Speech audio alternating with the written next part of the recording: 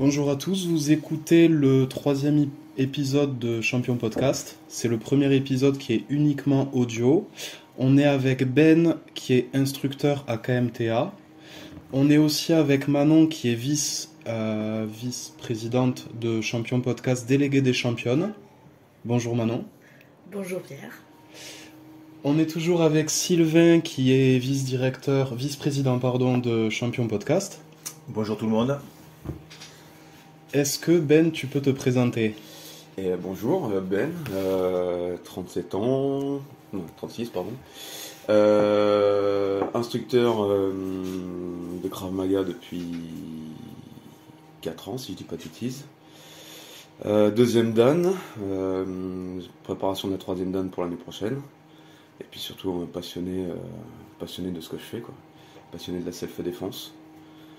Moi toujours sportif, ancien rugbyman, 13 ou 14 ans de rugby derrière moi. Puis voilà quoi, l'amour du sport et les sports de contact. Voilà. T'as fait le saut d'entrée entre le rugby et le Krav ? Ouais, en fait à un moment donné du coup je me suis... Grosse blessure au rugby, déplacement du péroné. Sauf que le médecin que j'ai vu me dit « Oh c'est rien, c'est une entorse ». Au bout de 6 mois je pouvais toujours pas monter les escaliers, je pouvais toujours pas... courir, donc à l'époque du coup je jouais en universitaire, je venais d'arrêter la réserve de Fédéral 1 au parc et suite à cette blessure, et au bout de 6 mois où tu peux pas faire de sport, tu peux pas faire ton truc, du coup j'ai eu la chance de voir un kiné qui m'a dit attends, ça c'est pas juste une entorse, va voir un ostéo. J'ai été voir un ostéo qui était un magicien, il m'a dit non mais attends laisse tomber, t'as vu ton péroné, il m'a remis une péroné, 2 semaines après je recourais. Ah ouais. Donc ça c'était cool, et du coup je commençais à être un peu physiquement, à cause du rugby, un peu abîmé du dos, et il m'est arrivé une mésaventure, et là je me suis dit attends, je sais mettre un coup de poing dans la mêlée, mais je sais faire une bagarre de troisième mi-temps, mais là avec ce qui vient de m'arriver, si vraiment ça m'arrive, je sais pas me défendre quoi, je sais pas me défendre, et puis je peux risquer ma vie. Parce qu'à côté de ça, je traînais dans les quartiers, dans les terrains vagues, je faisais du graffiti. T'étais de Paris, c'est ça ? Ouais, j'ai grandi en banlieue parisienne. Et le parc, c'est quoi comme club ? C'est Aix-en-Provence. Donc moi, je suis parti pour mes études. À l'époque, c'était ma licence 3. Donc, j'ai fait ma licence 3 et mon master à Aix-en-Provence. Et du coup, je traînais pas mal dans les terrains vagues avec du graffiti et tout. Et un jour, en fait, on fait ce qu'on appelle une jam. Donc, c'est un regroupement de graffeurs. Puis là, très familial, on est une vingtaine, famille, gamins, barbecue, vraiment posé quoi. Et là, on a un gros coup de Paris, que je ne citerai pas, qui est venu en mode, on l'a cassé de la gueule. Donc ils sont arrivés à 12, batte de baseball, gazeuse familiale. Et le graffeur qui était juste à côté de moi, donc moi j'étais encore un gamin, hein, j'avais la petite vingtaine. Je faisais mon graffiti depuis déjà des années, mais petit état d'esprit cool quoi. Pas dans cette histoire de gang et de marquage de territoire.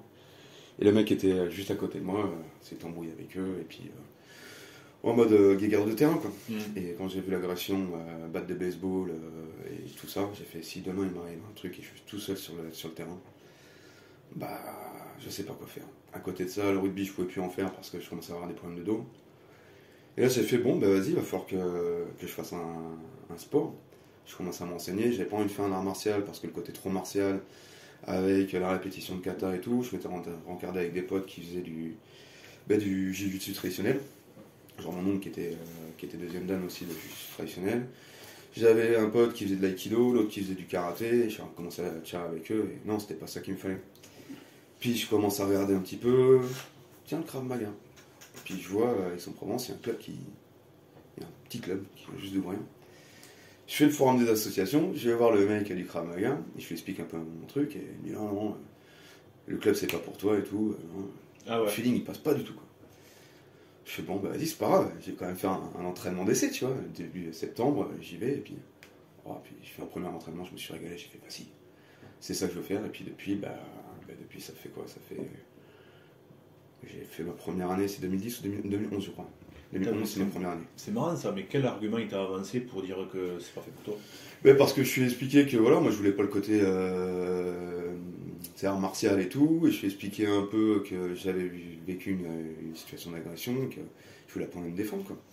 Puis le mec, tu sentais, c'était un ancien pas militaire, mais il était côté très, très carré et droit. Quoi. Après, le côté, à mon avis, agression sur un terrain vague parce que tu graffes et tout, un peu ce côté illégal. Ouais, À mon avis, ça devait pas trop plaire non plus. J'arrive à cataloguer. Ouais, Ouais. dans quelle main je vais mettre les techniques, parce qu'il y a C'est aussi ça. je pense, peut-être ça a joué aussi. Oui, ça a sûrement joué finalement, parce que bah, tu sais, des fois c'est juste sur l'instant, tu sais, c'est forme d'association, tu te retrouves dans un gymnase ou sur le stade de foot de la ville, tu vois, et t'as pas mal de monde, tu vois 200 personnes dans la journée, puis des fois le premier feeling il passe pas quoi. Et finalement le premier feeling n'est pas passé, je me suis dit merde, j'y vais quand même. Lui, c'était qui? C'était le numéro 1, c'était le chef? C'était l'entraîneur du club qui nous montait quoi, c'était son petit club. Il y avait plein d'autres instructeurs ou il y en avait Non, c'était son club, il était le seul instructeur. Lui, il était ceinture marron, il a passé la ceinture noire pendant l'année. Ok. Et du coup, son élève qui filait un peu la main, lui, il était ceinture orange. Pour te dire. Ah, ok, d'accord. Donc c'était un tout petit club qui nous se montait. Donc je sais même pas ce qu'il en est maintenant de ce club-là. Et ouais, du coup, je me suis régalé. Après, ma vie a fait que je suis arrivé sur Toulouse. J'ai continué. Et puis, voilà, je suis là aujourd'hui, quoi. Alors, on allait te demander pourquoi le Krav Maga. C'est notamment parce qu'à un moment, t'as vécu une situation et tu t'es dit... Ouais. C'est ça, c'est le pourquoi il est là. Mais il y a ce pourquoi-là, en fait, parce que le rugby, j'ai toujours aimé ça, et qu'à un moment donné, en fait, je me suis retrouvé donc, avec des problèmes de dos. Et à l'époque, j'étais quand même plus petit, en termes de gabarit, c'est-à-dire que je fais toujours 1m72, sauf que je faisais 73-74 kg. Et au rugby, tu sais très bien quand t'es ailier, tu fais 74 kg et que tu tapes des mecs qui sont 90-120 kg et que tu prends ça depuis déjà plus de 13 ans dans la gueule, les cervicales elles ont mal, le dos il a mal, plus du coup la blessure longue là, du déplacement du péroné. Donc ouais, fallait trouver autre chose, plus cette situation d'agression, moi j'étais présent, j'ai vu et j'ai vécu le truc. C'est allé loin ou pas? T'es pas obligé de tout Non, dire alors et- moi j'ai pas vécu l'agression en tant que telle, mais par contre j'étais à... Mais ils ont utilisé les battes, c'est ça. Ouais. Enfin, il y a eu Il y a eu ouais, l'utilisation des battes de baseball. J'ai vu vraiment l'agression, comme je peux vous faire pendant les cours. Tu sais, je prends la batte de baseball, je frappe par terre. Ouais. Je dis, ah. Donc ça, je l'ai vu avec la batte de baseball en bois, que le mec explose la batte de baseball par terre, Ouais, que le mec se prenne 2-3 coups de batte de baseball dans les jambes. L'objectif là était pour les agresseurs, surtout de mettre la pression. Ouais. De faire un petit peu mal, mais pas d'exploser et de tuer la personne. Mais gros coup de com' en mode, les gars, on est là. On est des voyous, Ouais.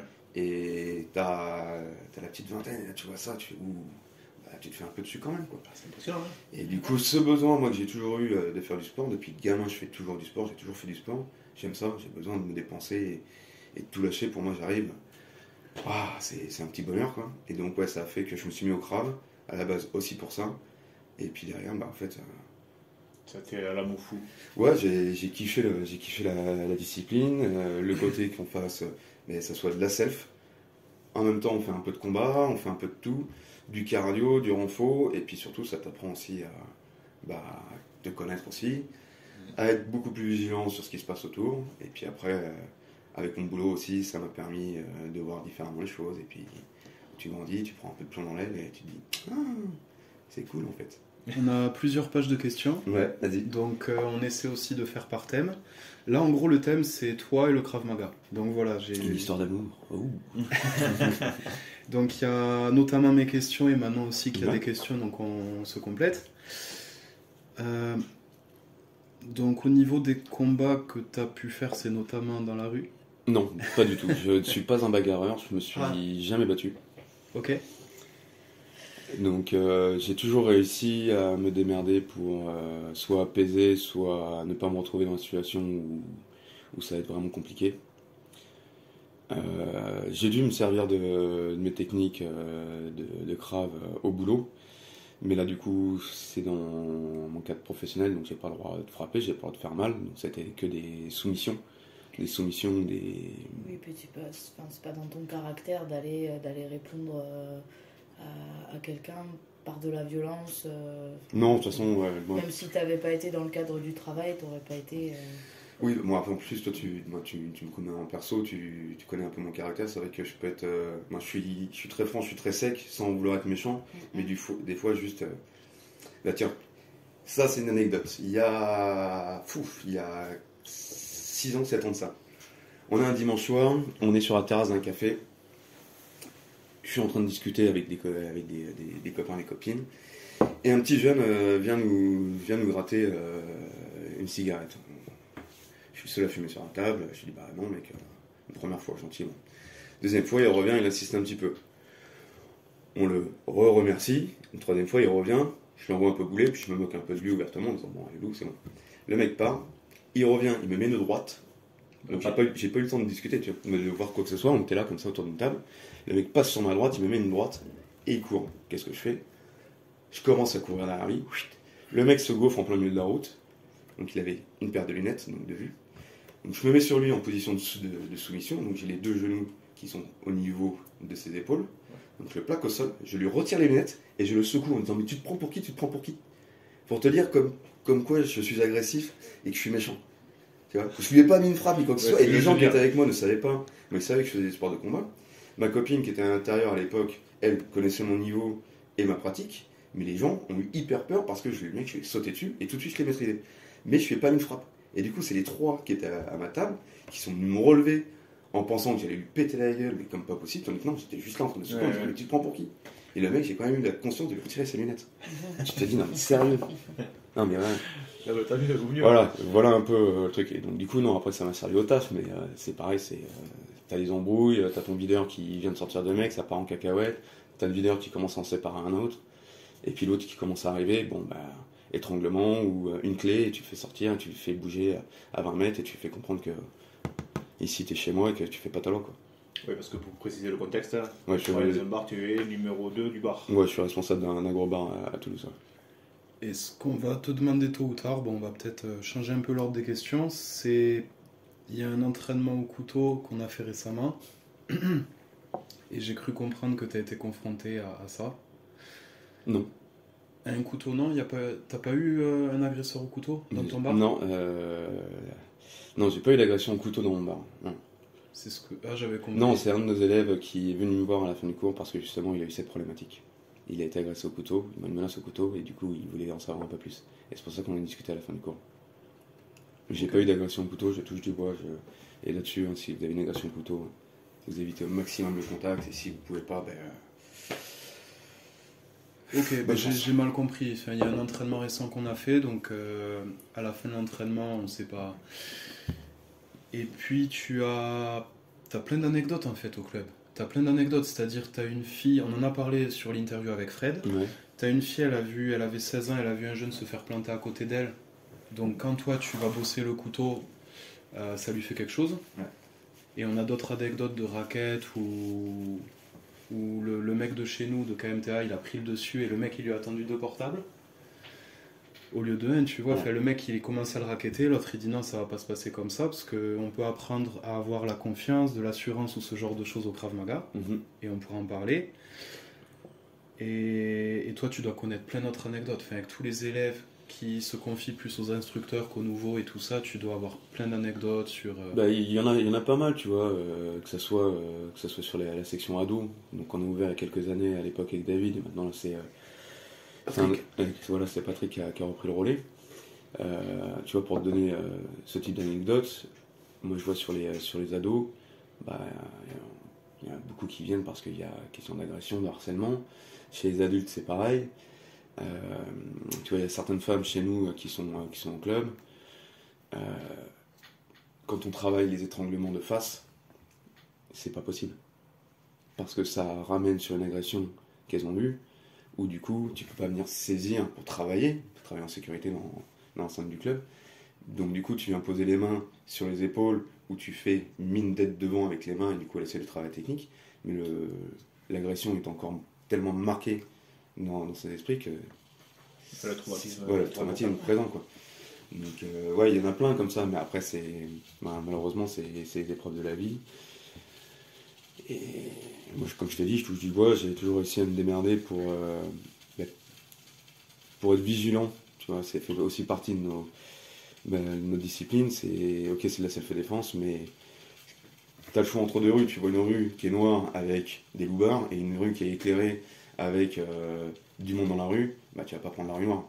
Tu vas là où c'est éclairé, tu vas pas te mettre non plus toi-même dans une situation compliqué. Tu fais gaffe à l'environnement, ouais. C'est Toujours. aussi ça qu'on apprend dans le Krav. Voilà. Ou alors c'est vraiment que tu veux te tester. Ouais, là après c'est encore, là, du coup c'est encore autre chose, quoi. Mais oui, ça fait partie aussi, tu vois, de notre discipline, c'est faire attention à notre environnement, voir ce qui se passe, être vigilant, et pas être juste là, scotché à son téléphone et marcher la tête baissée, quoi. C'est regarder autour, qu'est-ce qui se passe, à la vigilance, quoi. Qu'est-ce qui te plaît le plus dans la discipline, justement, dans le Krav? Faire du sport. C'est l'exutoire, c'est le côté... Ben moi à la base c'est vraiment... Venir lâcher la pression, venir Ouais. Moi à la base, lâcher les chevaux. tu vois, à la base c'est vraiment la pratique du Krav pour moi, c'est à la base c'est faire du sport, c'est Ouais. faire du sport pour moi. Ouais. Je me suis régalé là-dedans. Tant mieux si ça peut me servir, mais Voilà. C'est à la base c'était vraiment bon sur ce souci de pouvoir me défendre si il m'arrive une situation compliquée, et de là je me suis régalé parce que c'est sportif, c'est cardio. Et finalement, tu vois, j'en suis arrivé où quand j'ai passé ma première dan, je me suis dit bon, je me suis régalé. Il y a eu un investissement surtout sur le passage de la première dan, un gros investissement personnel. Et là, je me suis dit ok, j'aime vraiment ça. Et derrière, en fait, je me suis dit parce que j'ai quand même en parallèle, du coup, je faisais des études dans l'éducatif. Et le meilleur moyen de connaître de connaître quelque chose, c'est de transmettre. Le fait de transmettre un savoir, ça t'oblige à connaître tout ce qui se passe sur ce même savoir. Et l'expliquer, le traduire, le vulgariser, te demande de savoir un peu tout ce savoir. Et comment tu le transmets, te remets en question toi-même sur ton savoir, donc du coup sur ta pratique. Parce que Pierre, il va le comprendre comme ça, Paul, il va le comprendre comme ça, Antoine, il va le comprendre comme ça, Géraldine comme ça. Donc il faut que tu réussisses à donner ce même savoir à différentes personnes qui vont l'entendre et comprendre différemment. Et le fait de jouer avec ça, toi, ça te demande de te dire, attends, pour cette même technique, comment tu peux l'expliquer, comment tu peux la transmettre, et du coup, tu te remets en cause. Et tu essaies de voir tous les petits trucs, et du coup, tout ça, ça t'enrichit ton propre savoir. Et à la base, moi, je suis devenu instructeur pour ça, pour développer encore plus mon savoir et ma technique. Et finalement, je me suis régalé, quoi. Mais au-delà de la rigueur martiale qui te rebutait, pourquoi le Krav et pas la boxe, ou le Muay Thai, ou le kickboxing? Pourquoi le Krav? Parce que... Pour la self-défense. D'accord, Pour la self-défense, que je voulais savoir me défendre sur une agression.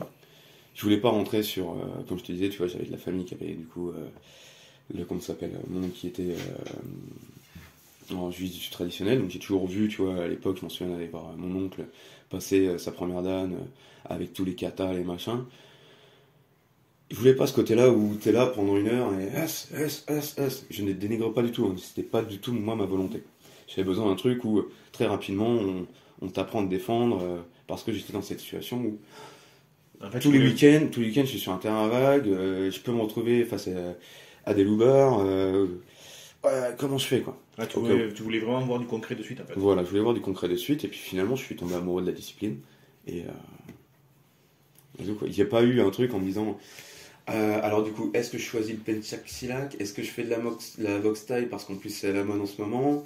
Est-ce que parce que je regardais les films avec Jean-Claude Van Damme et je veux faire la Muay Thai? Non, je n'étais pas du tout là-dedans. Pas du tout. C'était le déclic de ma vie personnelle qui m'a fait ouf, faut que je fasse un truc, et puis après l'amour du sport, et là j'ai fait ouais. Et du coup, il y a plusieurs self-défense. Enfin, là, tu as cité le Kali, il y a le Ouais, Penchak, tu as Silat, dit Penchak Silat, il y a le Kali, il y a le Krav. Ouais. Qu'est-ce que tu penses des trois disciplines? Elles sont toutes bien. Je pourrais parler que du Krav parce que je le pratique et que je le connais. Les autres, j'en suis conscient, mais je connais pas leur pratique, je connais pas leur travail. J'ai pu voir un peu certaines choses, soit par les vidéos, soit par des intervenants aussi qu'on a fait venir ou que moi j'ai pu faire en stage. C'est une autre vision, c'est un autre travail et qui est tout aussi remarquable. Et tu vois, après nous au Krav, faut pas oublier, hein, on fait un cocktail de tous les sports, arts martiaux et tout. On a fait un bon shaker, on a versé ça, on a fait le cocktail, on a appelé ça le Krav Maga et on pique à tout le monde. Et on le fait évoluer aussi, c'est encore c'est une discipline qui est évolutive et ça c'est vraiment bien. Donc que les gens fassent tous les sports de combat et arts martiaux qu'ils veulent, au contraire qu'ils aillent partout, mais il n'y a pas une discipline qui vaut mieux que les autres. il y a... Moi, Oui. je trouve ça très bien, quoi. Oui, oui, oui. C'est comme si tu me dis, entre l'anglaise et le pied-point ou la savate, c'est quoi le mieux et pourquoi? C'est pas pareil. Ça reste des sports de combat, c'est très bien, mais c'est pas la même chose, quoi. Et à mon premier entraînement, donc j'avais eu toi et j'avais eu Fred. Ouais. Le conseil que vous m'aviez donné surtout, c'était de regarder la finalité, c'était regarder pourquoi j'étais venu m'entraîner au Krav. Donc moi je suis pratiquant de MMA et de Krav parce que j'aime bien apprendre à me battre, j'aime bien apprendre à me défendre. Et honnêtement, j'ai plus envie de savoir me défendre que... J'ai pas forcément prévu d'entrer dans la cage. Ouais. Donc voilà, toi aussi tu m'avais conseillé de regarder la finalité. Qu'est-ce que tu as envie de faire? Tu vois, c'est ce que je dis au... tu en es l'exemple, tu vois, en début d'année. Des pratiquants qui viennent, donc on dit différentes disciplines de sport de combat. Il y en a qui viennent juste effectivement pour faire quelque chose en plus, parce que ils ont déjà un passif soit de MMA, de boxe thaï, ou d'anglaise, ou de savate, ce genre de choses. Et ils viennent chez nous. Certains viennent parce qu'ils savent que on a un club qui est sportif, qui est aussi axé sur le combat. On fait pas mal de self, on fait aussi pas mal de combats. C'est vrai. Parce qu'il y a pas mal de clubs de Krav qui font que de la technique. Ça a été le cas de tout le premier club, où en fait t'arrives et t'as jamais fait un combat. Et tu vois, c'est ce qu'on répète avec Fred, c'est que si demain t'as une agression, certes tu vas avoir ce premier temps de self-défense pur et dur, mais tu sais très bien que derrière, soit t'as réussi à faire ton truc et ça s'est calmé, tant mieux, et derrière ça va partir à la bagarre. Donc il faut aussi travailler la bagarre. Donc le C'est combat... important aussi de travailler la bagarre justement pour enlever cette appréhension. Oui, de toute façon. Puis après, c'est pareil, il faut pas oublier que lors d'une agression, t'as l'adrénaline qui monte, t'as l'effet tunnel. Moi, je l'ai vu au boulot sur des situations compliquées avec des gros lascars, où tellement j'étais fou d'adrénaline, je ne le contrôlais pas, j'avais les mains qui tremblaient, j'étais comme ça, et impossible de le contrôler. Putain, à l'époque, ça faisait 10 ans un peu plus de 10 ans que je faisais du Krav, et grosse embrouille, donc c'est pas parti en baston ou quoi que ce soit, mais la gestion du stress, l'adrénaline, tu ne contrôles pas. Et tu es comme ça en train de trembler et tu ne peux rien faire. Tu ne gères pas. Donc oui, il faut se préparer, il faut travailler un peu de combat, il faut travailler tout ça, mais le jour J, surprise.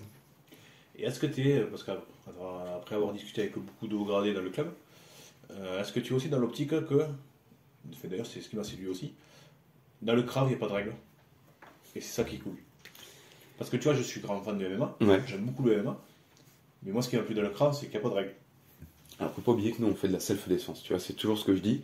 Quand on me dit, ouais, tu fais un sport de combat ou tu fais un art martial, tu fais l'art martial israélien. Non. Je fais un sport de self-défense. Tu as les sports de combat. Les sports de combat sont régis par des règles. Donc, comme en anglaise, tu viens toucher à tel endroit, tu fais tant de points. En savate, tu vas pouvoir envoyer des points, des pieds, machin truc. Le karaté, tu as aussi, avec les petits drapeaux, tu as le côté martial, les épreuves de kata, donc technique pure et dure, et puis après des petits combats qui sont faits avec les petits drapeaux qui se lèvent.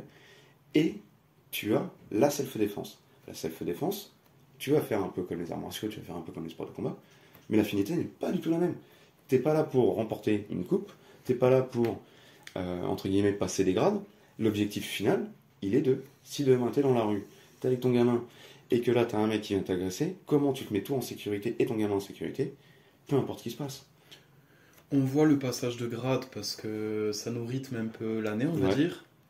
Mais c'est vrai que moi aussi, c'est aussi ça. C'est le jour où j'ai un problème, le mec, je veux le neutraliser. Enfin, il y a ça aussi. Il y a le problème, je veux le régler le plus vite possible. C'est un peu le principe de la discipline qu'on fait. Oui. Rapidité, efficacité. Ouais. Est-ce que tu peux... Alors, vas-y Manon. T'as une question ? Non, c'était juste pour synthétiser la chose. C'est une self-défense qu'on pratique comme un sport, mais c'est pas le but premier, c'est pas d'en faire un sport. Non, et puis après, il y a deux choses à voir. On peut le pratiquer comme un sport, comme un hobby. Oui. Et tu peux pas le pratiquer comme un sport parce qu'il y a des coups qui sont super dangereux. Alors, en fait, Non, mais nous, avec ce qu'on protection, fait, on a les protections. voilà, ce qu'on Non fait. mais je prends l'exemple. Notre manière de s'entraîner, on en fait un sport, on en fait une discipline sportive, mais de base, c'est pas un sport. C'est une self-défense et c'est... Il faut voir la chose. Faire du Krav Maga dans un club, donc c'est-à-dire être dans un cadre légiféré avec une pratique et donner l'envie et faire un suivi sur l'année de tes élèves pour leur augmenter le niveau et faire un passage de grade, faire ce côté un peu martial, sport de combat. Ça, effectivement, ça c'est la nature de monter un club et d'être un club de pratiquants. Mais la finalité pure et dure, c'est pas dans tes gars faire le tournoi de Midi-Pyrénées ou machin truc pour leur faire gagner la coupe, comme tu peux faire en boxe ou en boxe taille. L'objectif, c'est que tes élèves, si demain il leur arrive une problématique, qu'ils réussissent à savoir se défendre et à se mettre en sécurité. Mais par contre, pour régir ton club et suivre l'année, accompagner tes élèves, tu es obligé de mettre un côté sportif, martial, pur et dur. Ouais, mais tu vois, on a eu cette discussion quand je t'ai posé les questions, que j'avais entendu parler qu'il y avait des compétitions de Krav Maga. Alors, Et j'arrivais pas à imaginer comment on peut faire un combat réglementaire de Krav Maga, parce qu'il y a quand même des coups à la gorge, il y a des coups alors non, tu vois, etc. Tu vois. Et quand tu m'as expliqué comment ça s'est déroulé, oui. j'ai dit bon, mais ça. C'est dénaturé. Ouais, Parce voilà. qu'en fait, Tu es obligé de travestir un peu le truc pour que. De toute façon, à un moment donné, à partir du moment où tu mets des règles et où tu interdis certains trucs, on sort du oui, et puis il faut Krav. pas oublier que du coup les compètes là, ben, c'est des histoires de fédé. Parce qu'ils ont voulu se démarquer, etc. Tu veux dire? Ouais, parce qu'en fait, du coup, là où il y a des compètes, c'est la Fédération française de karaté et discipline associée. Donc tu as un championnat de France, tu as un championnat du monde. Ça vient de la discipline du karaté, c'est-à-dire que tu as des épreuves techniques, type des katas, et puis après tu as une épreuve dite de combat. Et tu vois, sur cette épreuve de combat, pour te donner un exemple, et pour que les gens en prennent conscience, donc nous, une de nos frappes habituelles, entre guillemets, et qu'on aime bien, c'est la frappe au parti. C'est vrai. Sur ce passage, sur cette épreuve, tu n'as pas le droit aux frappes au parti. Alors que c'est quand même un élément hyper Voilà. important pour Donc, déstabiliser, pour entrer dans Donc je la- te laisse là-dessus Ouais. pour en comprendre ce que tu veux comprendre. Eh oui. Voilà. Je propose un changement de sujet. Le Krav Maga, ça crée des liens. Donc là, par exemple, on a Manon et Ben qui se connaissent depuis combien d'années? Bah, nous, c'est avec le boulot qu'on s'est rencontrés. Donc, 2016. 2016, ça Voilà. va faire, Donc, ça 7 ans. va faire 7 ans. déjà. Ok. Petite précision, Manon, tu es ceinture verte. Ouais. Objectif ceinture bleue, c'est ça? Objectif ceinture noire. Oui, oui. Objectif ceinture bleue cette année. C'est un passage de grade par année, logiquement. Ouais. Donc bon, ça ira droit vers la ceinture noire étape par étape. Est-ce que Ben, tu peux nous raconter comment t'es passé d'Aix à Toulouse? Est-ce que tu peux nous parler de comment t'as découvert, on va dire, Fred et KMTA?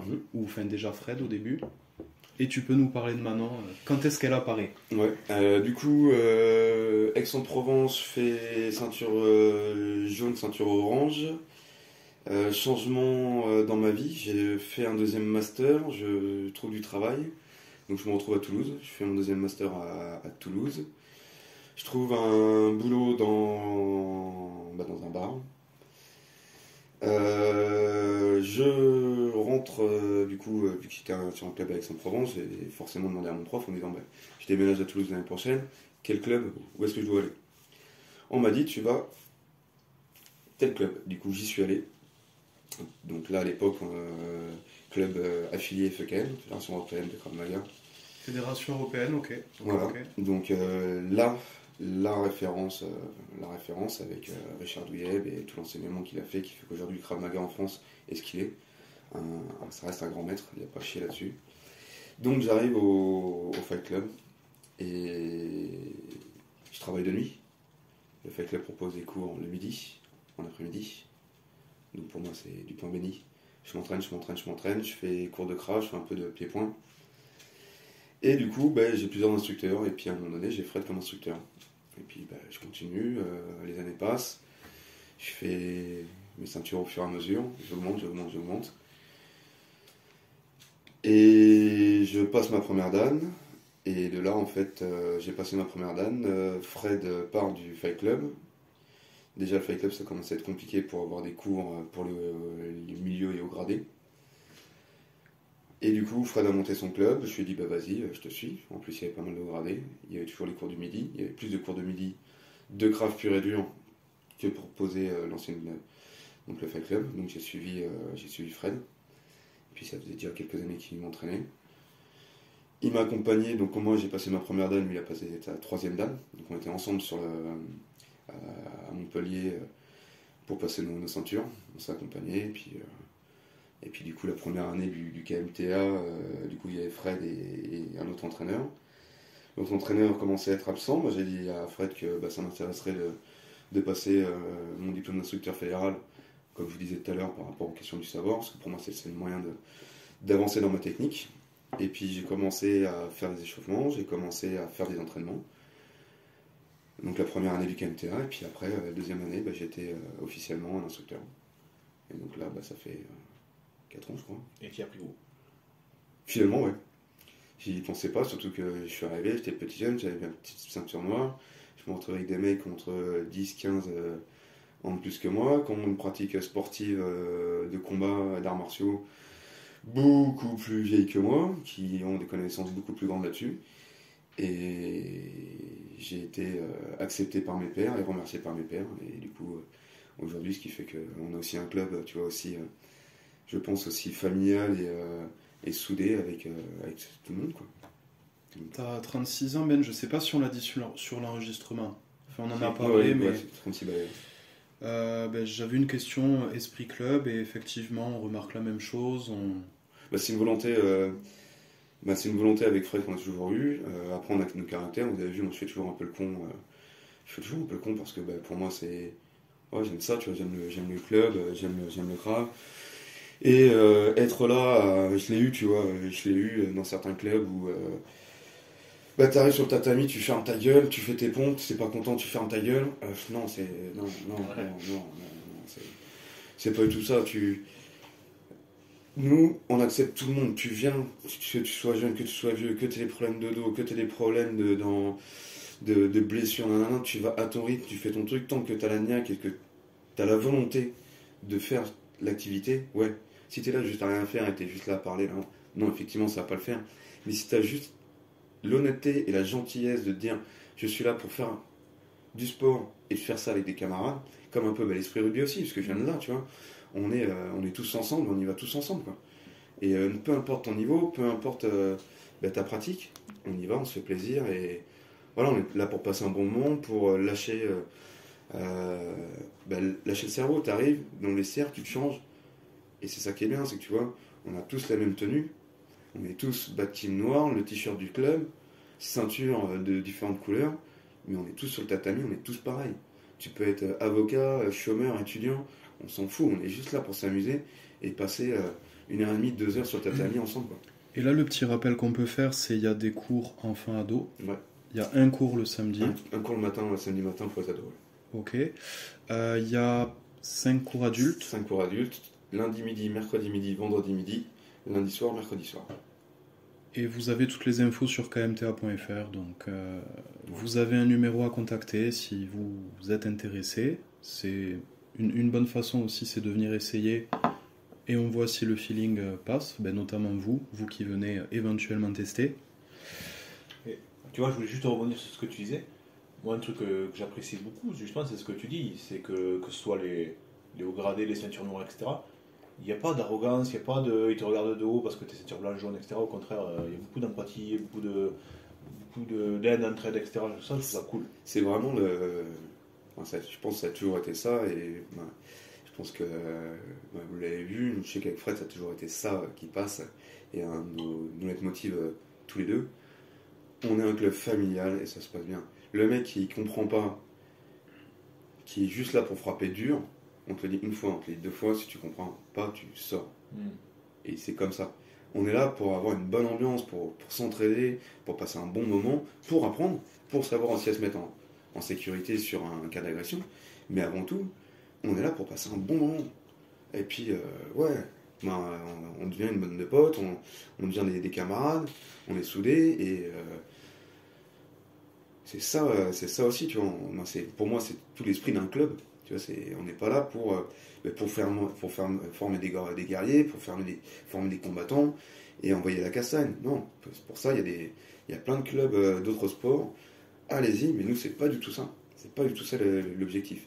Et puis, il faut pas oublier aussi que, comme on nous disait tout à l'heure au début, il y a des personnes qui sortent d'agression, qui ont des traumatismes, qui ont encore du mal à parer tout ça et qui sont aussi là pour qu'on les accompagne et pour remise en confiance de soi-même, découverte de son corps et de sa mobilité, et faire ça crescendo, petit à petit, dans un lieu qui soit sécurisé et sécure pour soi-même, où on peut s'épanouir. Si tu arrives dans un club où direct on te dit ouais, non, tu fais ça, ouais, ferme ta gueule, ouais, fais des pompes, ouais. Non, t'as pas envie, et puis du coup, tu te dis qu'est-ce que c'est, tu vois, je me suis fait agresser, j'ai envie de me défendre, et en fait, dans le club, j'ai l'impression de me faire agresser aussi. Non, ça, je refuse. Je refuse et je ferai tout pour pas que ça soit ça dans le club. Et puis de toute façon, vous voyez comment je fais mes cours, je fais toujours le con, à un moment donné je fais des blagues. Il faut se détendre, il faut voir aussi la légèreté. Et bon, et puis après on a les mises en situation où on va pousser le cardio, on va se mettre dans des situations comme il faut. Mais ceux qui ne veulent pas et ceux qui ne peuvent pas encore le faire, on leur met pas la pression. Fais-le à ton rythme, il n'y a pas de souci, quoi. Et ceux qui ont plus la niaque, bah vas-y, on y va et puis on lâche les chevaux. Il n'y a pas d'obligation de résultat déjà. Non. Pas de... Non. T'as envie de passer les ceintures, je sais que tu passes les ceintures, t'as pas envie, tu la passes pas, c'est pas un souci. C'est vrai qu'on booste pour le passage de ceinture, parce que ça donne une dynamique. Ça permet de fédérer et de créer, comme tu dis, une dynamique de groupe. C'est ultra fédérateur, mais il n'y a pas cette obligation-là, et de toute façon, vous n'êtes pas là pour ça. Non, mais... T'as une petite différence de public entre TFT, un club de MMA, et KMTA. T'as un peu plus de FIA KMTA. Donc, et t'as des personnes âgées, enfin t'as des anciens, t'as des... Je peux dire personnes âgées, je peux dire senior, je peux dire ancien. Puis de toute façon, il y a tous les âges. Il y a tous les âges. 40, 50, 60 ou plus. Il y a le plus jeune en section adulte, elle a 17 ans, elle va avoir 18 ans là. Et notre doyen, 67, 69, je sais plus. Ouais, mais c'est... Il y a tout. Il y a du trentenaire, il y a de la vingtaine, il y a du quarantenaire, il y a du cinquantenaire. Il y a ceux qui ont un cardio de taré, tu te demandes comment ils ont pour avoir 4 poumons. Et d'autres qui ont un quart de poumon, donc si vous comprenez la blague, quoi. Mais tout le monde est motivé à ton rythme, quoi. Et tout à l'heure, tu parlais de Richard Douyeb. Ouais. Il a peut-être 62, peut-être un peu plus. Bon, ça dépend les vidéos que j'ai regardées sur YouTube et quand elles ont été faites. Mais en fait, avec la technique, bon, ben, il y a de quoi faire. Il y a de quoi se défendre, il y a de quoi faire, il y a de quoi impressionner. Et puis c'est un monstre. Et il continue les démos avec Greg MMA, donc tu connais Greg MMA, obligé. Ah oui, bien sûr. Moi, j'ai vu qu'ils ont bientôt sorti une vidéo là ensemble. Ouais, ils font du teasing là. Ils font du teasing. Il me tente de le voir ça. Ouais, aussi. Et je vais te sortir des questions parce que là il y a un petit moment de flottement, mais alors je reprends les premières feuilles. En fait on a tous les publics, donc on a femmes, enfants, on a les anciens. Est-ce que tu fais les stages femmes? Est-ce que tu les animes? J'en ai animé plusieurs. Là cette année c'est Fred et du coup Manon Julie qui ont participé. Donc Manon et Julie qui sont toutes deux ceintures vertes du club, qui nous suivent depuis des années, qui sont de très, très bonnes élèves, vraiment très prometteurs et très techniques. Du coup, qui ont été intervenir avec Fred dans un autre club, donc à Boxing Card 31. Donc, on fait des dédicaces dans le podcast, il n'y a aucun souci. Oui, puis c'est les copains aussi, tu vois. C'est Julien qui est un très bon boxeur aussi. Donc, du coup, on a intervenu là-bas. Nous, après, avec le KMTA, c'est vrai que c'était surtout sur les premières années où on a fait pas mal de stages femmes. On a fait... Moi, je vous ai rejoint sur un stage femme. Ouais. C'est là où je vous ai découvert. Donc avant, on en faisait 2-3 par an, et c'est vrai que... Ouais, on en a fait pas mal. C'est qu'il y a une grosse demande. Mais à l'inverse, souvent, on refuse, au sein du club, de faire des cours spécifiques. Faire un cours femme dans nos créneaux et autres. Parce que c'est pas la réalité des choses. Faire un cours femme pour un événement particulier, oui, parce que du coup, tu fais découvrir la discipline et tu essaies de faire comprendre un petit peu les b.a.-ba de la self, mais vraiment très, très restreint, parce qu'en 1 heure ou 2 heures de temps pour un entre guillemets stage découverte, c'est vraiment un stage découverte. Ouais, tu fais que fleurer le truc. C'est ça. Mais faire un cours spécifique, donc imaginons, je dis une bêtise, tous les lundis soirs, ça serait uniquement cours femmes que pour les femmes, c'est à mon sens, c'est une hérésie. Dehors, je vais dire, la majorité des agressions, pour une femme, sont faites par des hommes. On avait le même point de vue. Sylvain a dit la même chose. Enfin, j'ai dit la même chose. Sylvain a dit la même chose. Fred aussi. Manon, on en a discuté en off. Elle partage ton point de vue. Il y a des émotions qui ressortent en stage femme. On est d'accord. Il y a malheureusement des souvenirs qui reviennent. C'est un peu comme ce qu'on disait tout à l'heure. C'est malheureusement, il y a des personnes qui ont été sujets à des agressions. Il y a des traumatismes qui sont plus ou moins grands. Il y a la volonté aussi de la personne agressée à sortir de ce trouble, entre guillemets, c'est-à-dire est-ce que je me fais un sport, est-ce qu'il y a un impact psychologique vraiment très fort aussi, où là du coup ça demande une démarche personnelle. Là tu vois c'est relatif à l'intime, donc ouais, il y a forcément quelque chose qui peut ressortir, tu vois. Et il y a une réelle utilité, comment dire, à la discipline, au stage femme, au fait qu'on soit ouvert à tous. Donc là, si ça vous va, on peut un peu bifurquer de sujets plus légers. Tu penses quoi des cours du vendredi et du jeudi soir qui ont été annulés? Non, en fait, là actuellement, il y a 5 cours par semaine. Ouais. Et tu sais, on parlait de la formule des cours avec Fred. Et on parlait notamment du cours du vendredi soir qui avait pas assez de succès. Ah, qui était pas prévu. Ah non, faire un cours le vendredi soir. Alors, Toulouse. Alors, faut le voir différemment. Là, on n'est plus. En fait, soit il faut le voir de 2 points. Soit tu le vois en tant que gestionnaire d'un club de pratiquants. C'est-à-dire, tu as des créneaux horaires, et qu'à un moment donné, si tu fais 25 cours par semaine, soit tu as un gros club, et du coup, tu as énormément d'adhérents, et du coup, tu sais que tous tes cours, tu vas avoir du monde dedans. Soit tu as un petit club, nous, on est quelques instructeurs, on est tous bénévoles, Oui. et on fait ça sur notre temps libre. Donc si tu vas faire un cours, déjà qu'on a déjà 5 cours, nous on se débrouille avec nos horaires professionnels et autres à être présents. Si tu fais des cours où tu as finalement 3 personnes par cours, bon, à un moment donné, c'est cool pour les gars qui sont présents, mais tu as aussi une vie de famille, tu as aussi une vie perso, quoi. Donc on n'est pas payé, on n'est pas...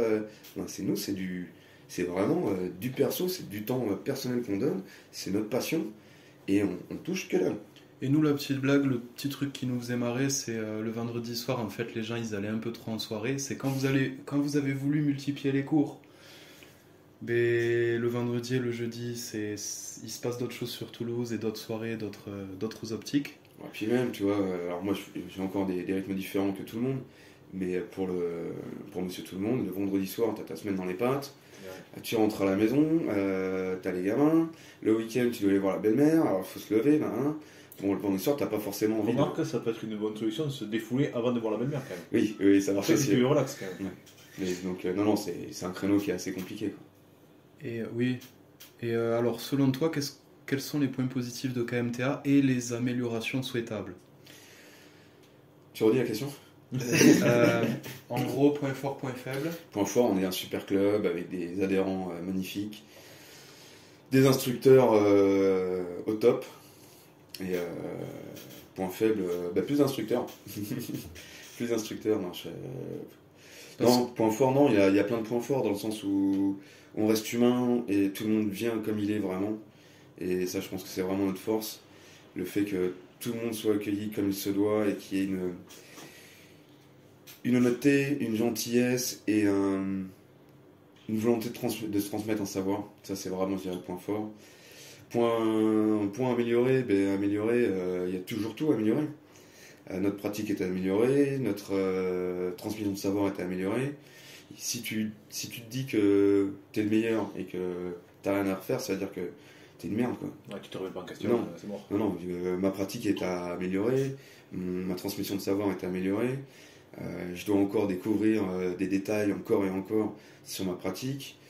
Comment faire en sorte que tenir ton cours, comment tu fais ton cours, quand tu le prépares à la maison, te dire là tu vas passer en phase haute, donc tu fais monter le cardio, là tu fais redescendre le cardio, tu fais travailler des techniques, et des fois tu as monté ton cours et en fait tu vois que t'es vendredi midi, tout le monde a la semaine dans les pattes, et tu vois dans le regard de tes élèves, parce que à la 20e minute de ton cours, tu as monté un peu le cardio et que tu le vois que c'est rideau blanc pour tout le monde, ils sont tous crevés, tu sais que tu vas peut-être faire un peu moins de technique, un peu moins de cardio que prévu, ou alors travailler plus sur une technique parce qu'en fait tu te rends compte que les bases de cette technique-là, elles sont pas assez approfondies, donc tu te dis, bon bah, allez, c'est se remettre tout le temps en question, se réadapter sur le moment. Donc voilà, on a tout à refaire, tout le temps à travailler. Donc 2 petites questions, c'est est-ce que vous avez beaucoup de hauts gradés que vous espérez voir en instructeur, peut-être, s'ils ont du temps libre, s'ils ont la possibilité? Après, c'est une vocation d'être instructeur quand même. C'est avant tout pour être instructeur, il faut avoir la volonté de vouloir transmettre. Si tu n'as pas cette volonté-là, ça ne marche pas. Aujourd'hui, il y a donc vraiment Fred et moi, il y a Boris aussi, donc on est vraiment tous les trois à la base. On a Seb qui nous file la main, qui lui est pas mal pris aussi par son taf, mais quand il peut, il vient, il est très bon instructeur aussi. Très pertinent. Ouais. L'année prochaine, après il faut savoir aussi que pour être instructeur, tu es obligé d'avoir ta première dan. L'année de ta première dan, tu peux passer le diff. Donc il te faut quand même un minimum de bagages. Là cette année, on a, je pense à un ceinture marron, moi 2 ceintures marron du coup qui voudront passer le diff, mais du coup ça se passera l'année prochaine s'ils réussissent leur première dan et qui continuent à vouloir et à mettre tout ça. Tu vois, je te rejoins, je trouve que c'est super compliqué de transmettre son savoir. C'est ce que tu disais tout à l'heure. Ouais. Et je peux comprendre que ce soit compliqué pour certaines ceintures noires de vouloir franchir le pas. Mais après, c'est vraiment là, c'est une démarche personnelle. Transmettre son savoir dans la volonté d'enseignement est différent que je suis une ceinture noire et quand je m'entraîne de temps en temps, je file un peu la main aux camarades. C'est pas du tout la même démarche. Non. Parce que tu as aussi un poids sur toi, c'est-à-dire, est-ce que la technique que tu transmets est la bonne et qu'elle est mise avec les bons modules. Et si tu apprends mal le truc, tous tes élèves vont dire, ouais, mais regarde, toi tu me l'as appris comme ça et ça marche pas. Donc il faut, chaque fois, tu te dis, bon, attends, est-ce que ma technique est bonne? Est-ce que les évolutions dans cette transmission de savoir est bien faite? Et puis même moi, tu vois, encore aujourd'hui, j'apprends sur les techniques que j'utilise depuis 10 ans, hein, et je me dis, ah putain, mais ce petit détail-là, ah, le pouce, tu le mets juste un petit peu plus haut, et ça évite ceci, ça évite cela. Souvenez-vous, là, quand on a fait le stage avec Roscoe, là, le détail juste sur la prise du poignet, le fait de descendre un petit peu plus et de tendre ton bras, ça fait un résultat complètement différent, mais c'est du petit détail. Mais j'irai même plus loin. Il y a ce que tu penses dire, il y a ce que tu dis, ce que l'autre pense comprendre, ce qu'il comprend vraiment. Tu vois ce que je veux dire? Donc c'est vrai que ça peut faire peur de se dire, vas-y, je vais me lancer dans l'instruction, et puis en fait tu te rends compte que tu es une pompe à vélo pour apprendre, que tu maîtrises ton sujet mais tu sais pas transmettre. Et moi là-bas c'est vraiment pas simple, à la base c'est filer un peu la main à Fred dans son club, et finalement je suis devenu un des instructeurs, quoi. C'est la vie. Très bien. Et on y reviendra, ça, on y reviendra, mais je voulais te demander pour la culture stage. Ouais, culture stage. Qu'est-ce que tu en penses? Qu'est-ce que ça t'évoque? Est-ce qu'il faut qu'on développe ça? Est-ce qu'il faut qu'on développe là en audio ou pour le club?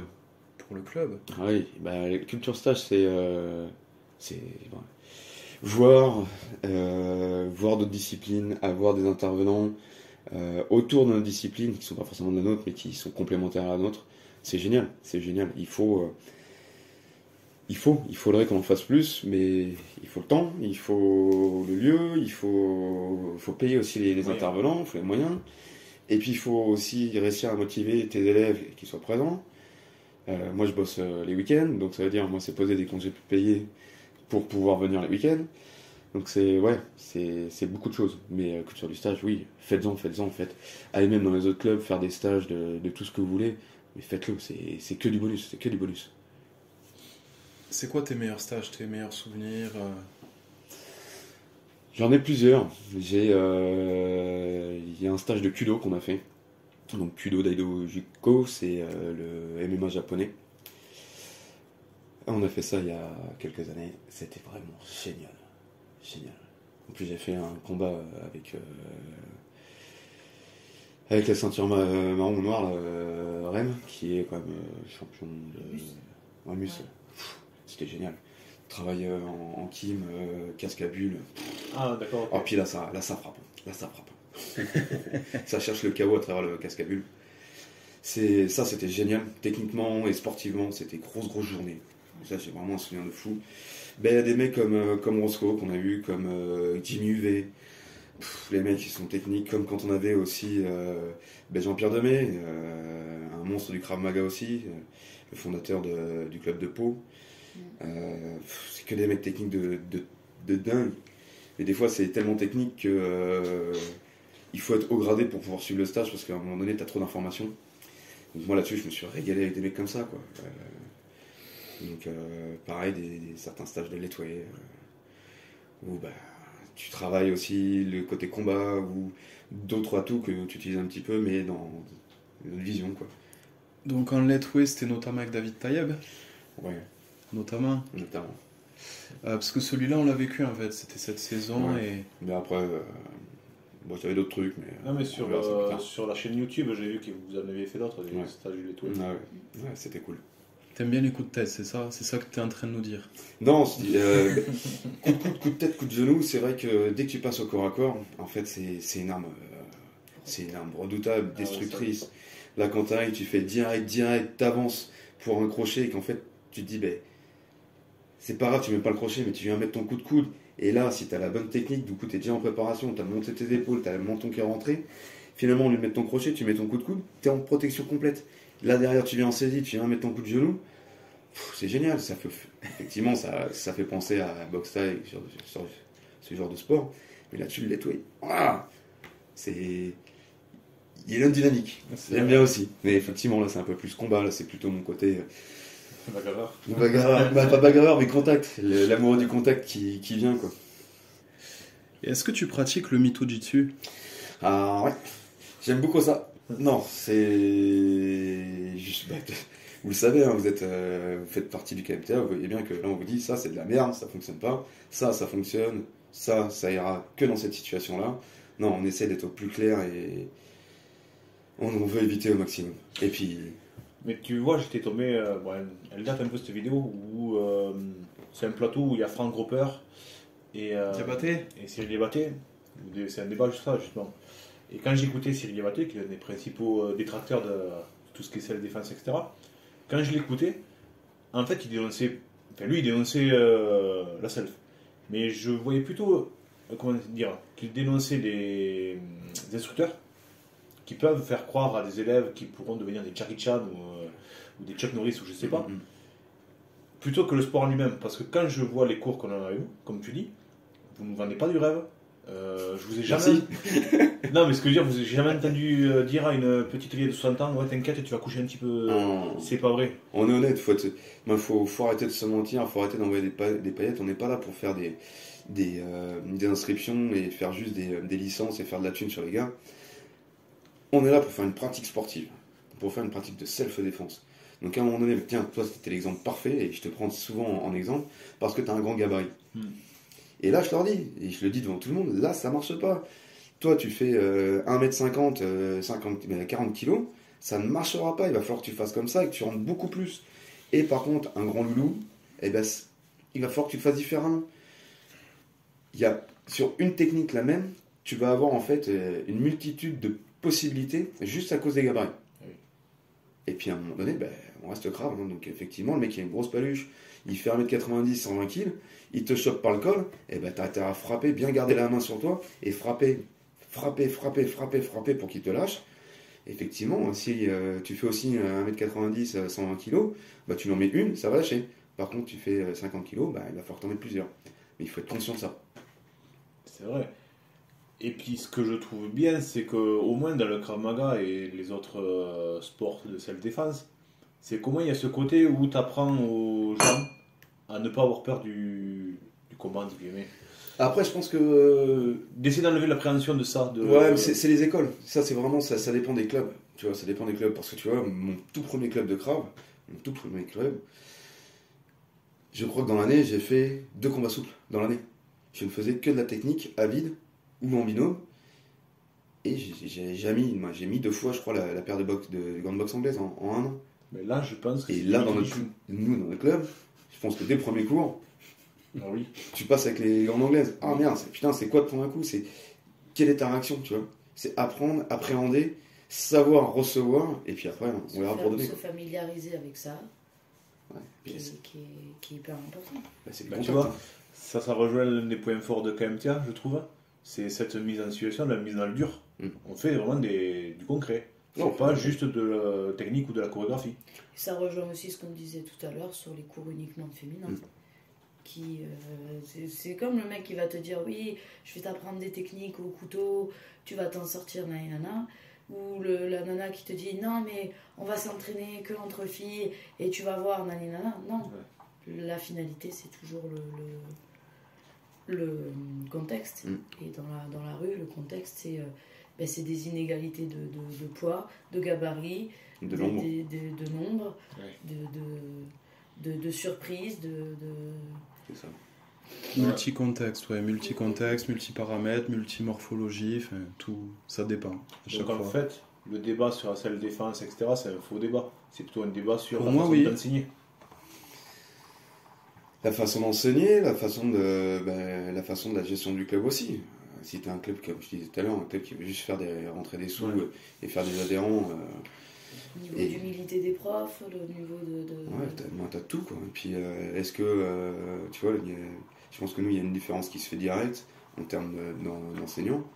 C'est que nous, on est là par plaisir et qu'on est bénévole et on fait ça parce qu'on en a envie.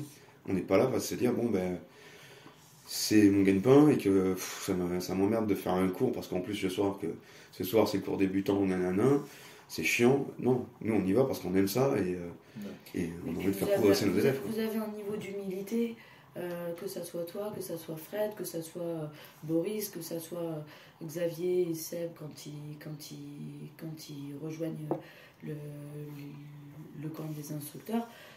Vous avez un niveau d'humilité sur votre pratique, sur votre niveau, qui fait que vous vous prenez pas pour des méga stars, pour des super-héros. Donc forcément, ce que vous allez transmettre, parce que ça en découle aussi, forcément. Le mec qui se croit intouchable, quand il va transmettre, il va dire à son élève, tu vas être intouchable aussi.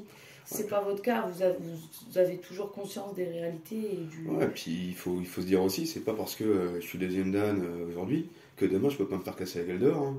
Tu vois, c'est l'exemple que je vous disais tout à l'heure. Assis à une terrasse d'un café, tu refuses une clope à un mec, il revient 2 minutes après, tu ne vois pas arriver, t'en mets une.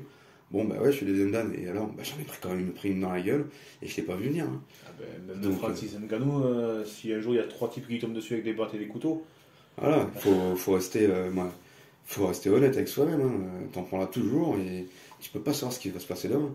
Pareil, t'es là, t'as la tête dans le boulot ou dans ton truc. Et puis, pas ma agression, mais j'ai pas le temps. Bon, ok, tu vas avoir une défense un peu plus adaptée, mais tu la vois pas venir. Hein. Puis aussi, ce qui peut être véhiculé dans le craft, c'est ne pas avoir la posture de victime. C'est aussi ça, c'est aussi une mentalité, c'est aussi une approche. Ouais, et puis après, c'est faire attention à son environnement, comme je vous disais tout à l'heure. Hein. Tu vas pas prendre la ruelle toute sombre, tu vas essayer de prendre la ruelle qui est éclairée. ça apprend les bons réflexes. Voilà, tu apprends les bons réflexes, tu fais attention à ton environnement, mais on essaie de mettre ça aussi, tu vois, dans nos cours, de sensibiliser. Après, malheureusement, les individus sont seuls et uniques, et t'en as certains, ils vont être hyper vigilants, et au contraire, ils vont se retrouver dans une problématique. D'autres qui ont complètement la tête en l'air, et leur vie se passera très bien, parce qu'ils ont leur bonne étoile, tu vois. Là, c'est madame la vie, quoi. Ouais. Et si tu assistes à des agressions, ou peut-être que tu as déjà assisté à des agressions et tu as pu intervenir ou pas. Alors oui, dans le cadre du travail. Donc là, j'étais dans le cadre du travail, et donc là, oui, je suis intervenu. Dans ma vie privée, je n'ai pas été confronté à ce genre de situation. Qu'est-ce qu'il faut faire quand il y a une agression devant soi? Enfin, c'est limite une question piège, mais... Bah, c'est la question piège, parce que c'est comme, tu vas me dire, bon, bah, t'as ton diplôme de secouriste, tu vois une personne qui vient de tomber, faut que tu te jettes dessus. Tout est relatif. Tu vois une personne se faire agresser, quelle est l'agression? Est-ce que tu es sûr que la personne est en train de se faire agresser? Qui est vraiment l'agresseur? Ouais. T'es à côté, tu vois tout ce qui se passe et tu sais que là il y a vraiment une agression pure et dure. Oui, là tu peux intervenir, comme monsieur et madame tout le monde. C'est une question qui est trop grande, qui est trop vague pour être précis, pour répondre simplement. Mais s'il y a un bâton ou un couteau? Quelle situation? Dans quel contexte? Pourquoi? Où? Comment? À quelle heure? Quelle heure? Non, mais c'est vrai. Si t'es matinal, t'y vas, si t'es... Non, mais tu vois ce que je veux dire, c'est Oui, oui, c'est une oui. question qui est trop vague. Et c'est là aussi que vous faites preuve de nuance. C'est que dans les cours, on n'est pas dans quelque chose de caricatural. Ouais, tout n'est pas blanc, tout n'est pas noir. Tu vois. C'est vrai. Et est-ce que le Krav Maga t'a apporté la sérénité? Ou la sagesse? La sagesse, la sérénité, ça, je pense que c'est l'âge qui te permet de l'avoir. Est-ce Les que, cheveux gris. Ouais. est-ce que tu as cette sensation comme... je sais plus qui c'est qui disait ça. Je crois que c'est Greg Aveman, je crois d'ailleurs, qui a sorti ça. C'est quand tu maîtrises ton sujet, je parle notamment des sports de combat, tu te sens moins obligé de vouloir le prouver à tout le monde que tu as des grosses couilles. Tu vois? Et du coup, Ouais. tu n'es pas agressif, tu prends les choses te glissent plus sur la peau. Oui, parce que je pense que t'as une partie de la confiance en soi qui est présente et qui est beaucoup plus stable. T'as une maîtrise aussi un peu plus grande. T'as une vision un peu plus large de ton environnement et de la situation délicate. Donc ouais, ça permet de calmer, tu vois. Tu vois, j'ai toujours une anecdote professionnelle. Je suis derrière mon comptoir, je vois une table, j'ai des petits lascars qui sont présents, et puis il y en a un qui allume sa clope. Je fais le tour de mon comptoir, j'arrive, je chope la clope, je l'écrase devant lui, je fais par contre première et dernière fois. Il me chope la main, il m'en met au niveau du poignet, fermement, pour me faire mal. Je retourne, je fais ma petite parade, et là du coup c'est moi qui le mets en clé. Bon, bah, le mec ça l'a calmé de suite. On s'est regardé droit dans les yeux, il a voulu se lever, j'ai tiré un petit peu sur la clé. Bon, ici t'es chez moi, donc tu vas te calmer. Vous allez continuer votre petit verre et puis après vous allez y aller. Et tout va bien se passer. Tout s'est bien passé. Donc oui, effectivement. Si j'avais pas eu ma pratique, il m'aurait pris le poignet. Lâche-moi, nanana, ça serait parti en cacahuète. Et le fait d'arriver, tac, tac, et du coup, bon, ben loulou, t'as beau être avec tes 3 potes et t'es assis, mieux d'être dans le bar. Donc là, tu te calmes, on pose les choses. Voilà, comment aussi intervenir vis-à-vis d'un début d'agression, qu'il soit verbal ou je te pousse un petit peu, on se détend. L'objectif, c'est pas d'aller à la castagne, c'est d'éviter la castagne. Comment tu fais pour éviter la castagne? Et ta pratique va te permettre justement de te positionner là-dessus et de te mettre dans la meilleure situation à ton avantage. Si tu peux éviter, tu évites au maximum. Toujours éviter. Si malheureusement tu n'as pas le choix, comment te mettre en sécurité? Comment mettre en sécurité tes proches? Et éviter. Et si t'as pas le choix, t'as pas le choix. Est-ce que t'as d'autres anecdotes des membres du club? Alors ça peut être des anecdotes drôles. On n'est pas obligé de partir sur du triste ou... Dans quel sens? Dans des anecdotes de... Des histoires comme ça, des histoires de bar, des histoires de rue, des histoires de... Ben moi j'ai mes histoires qui sont pas mal de bars parce que je suis dans le bar depuis pas mal d'années. Et c'est que là du coup, là j'ai dû en mettre pas mal. Donc toujours des clés ou sur des choses, jamais de frappe. Que de la clé ou de la soumission. En dehors... Ouais, non, après en dehors, ça va être celle de nos élèves, mais je peux pas parler à la place de nos élèves. Faut pas donner les noms. Et après, Non, tu peux c'est- peut-être moi, dire il s'est passé ci, c'est passé ça, non, peut-être. je peux pas parler à la place des autres, tu vois. Leurs histoires sont leurs histoires.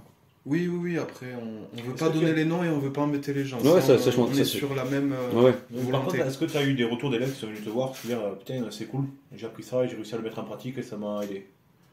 Que ce soit des avancées d'une situation ou plus dans la violence, je sais pas. Mais est-ce que ça t'est arrivé ça? Très bonne question. Ah, t'as vu, je sais pas Ouais, comment ça me vient, hein. ouais, là comme ça, je pourrais pas te dire.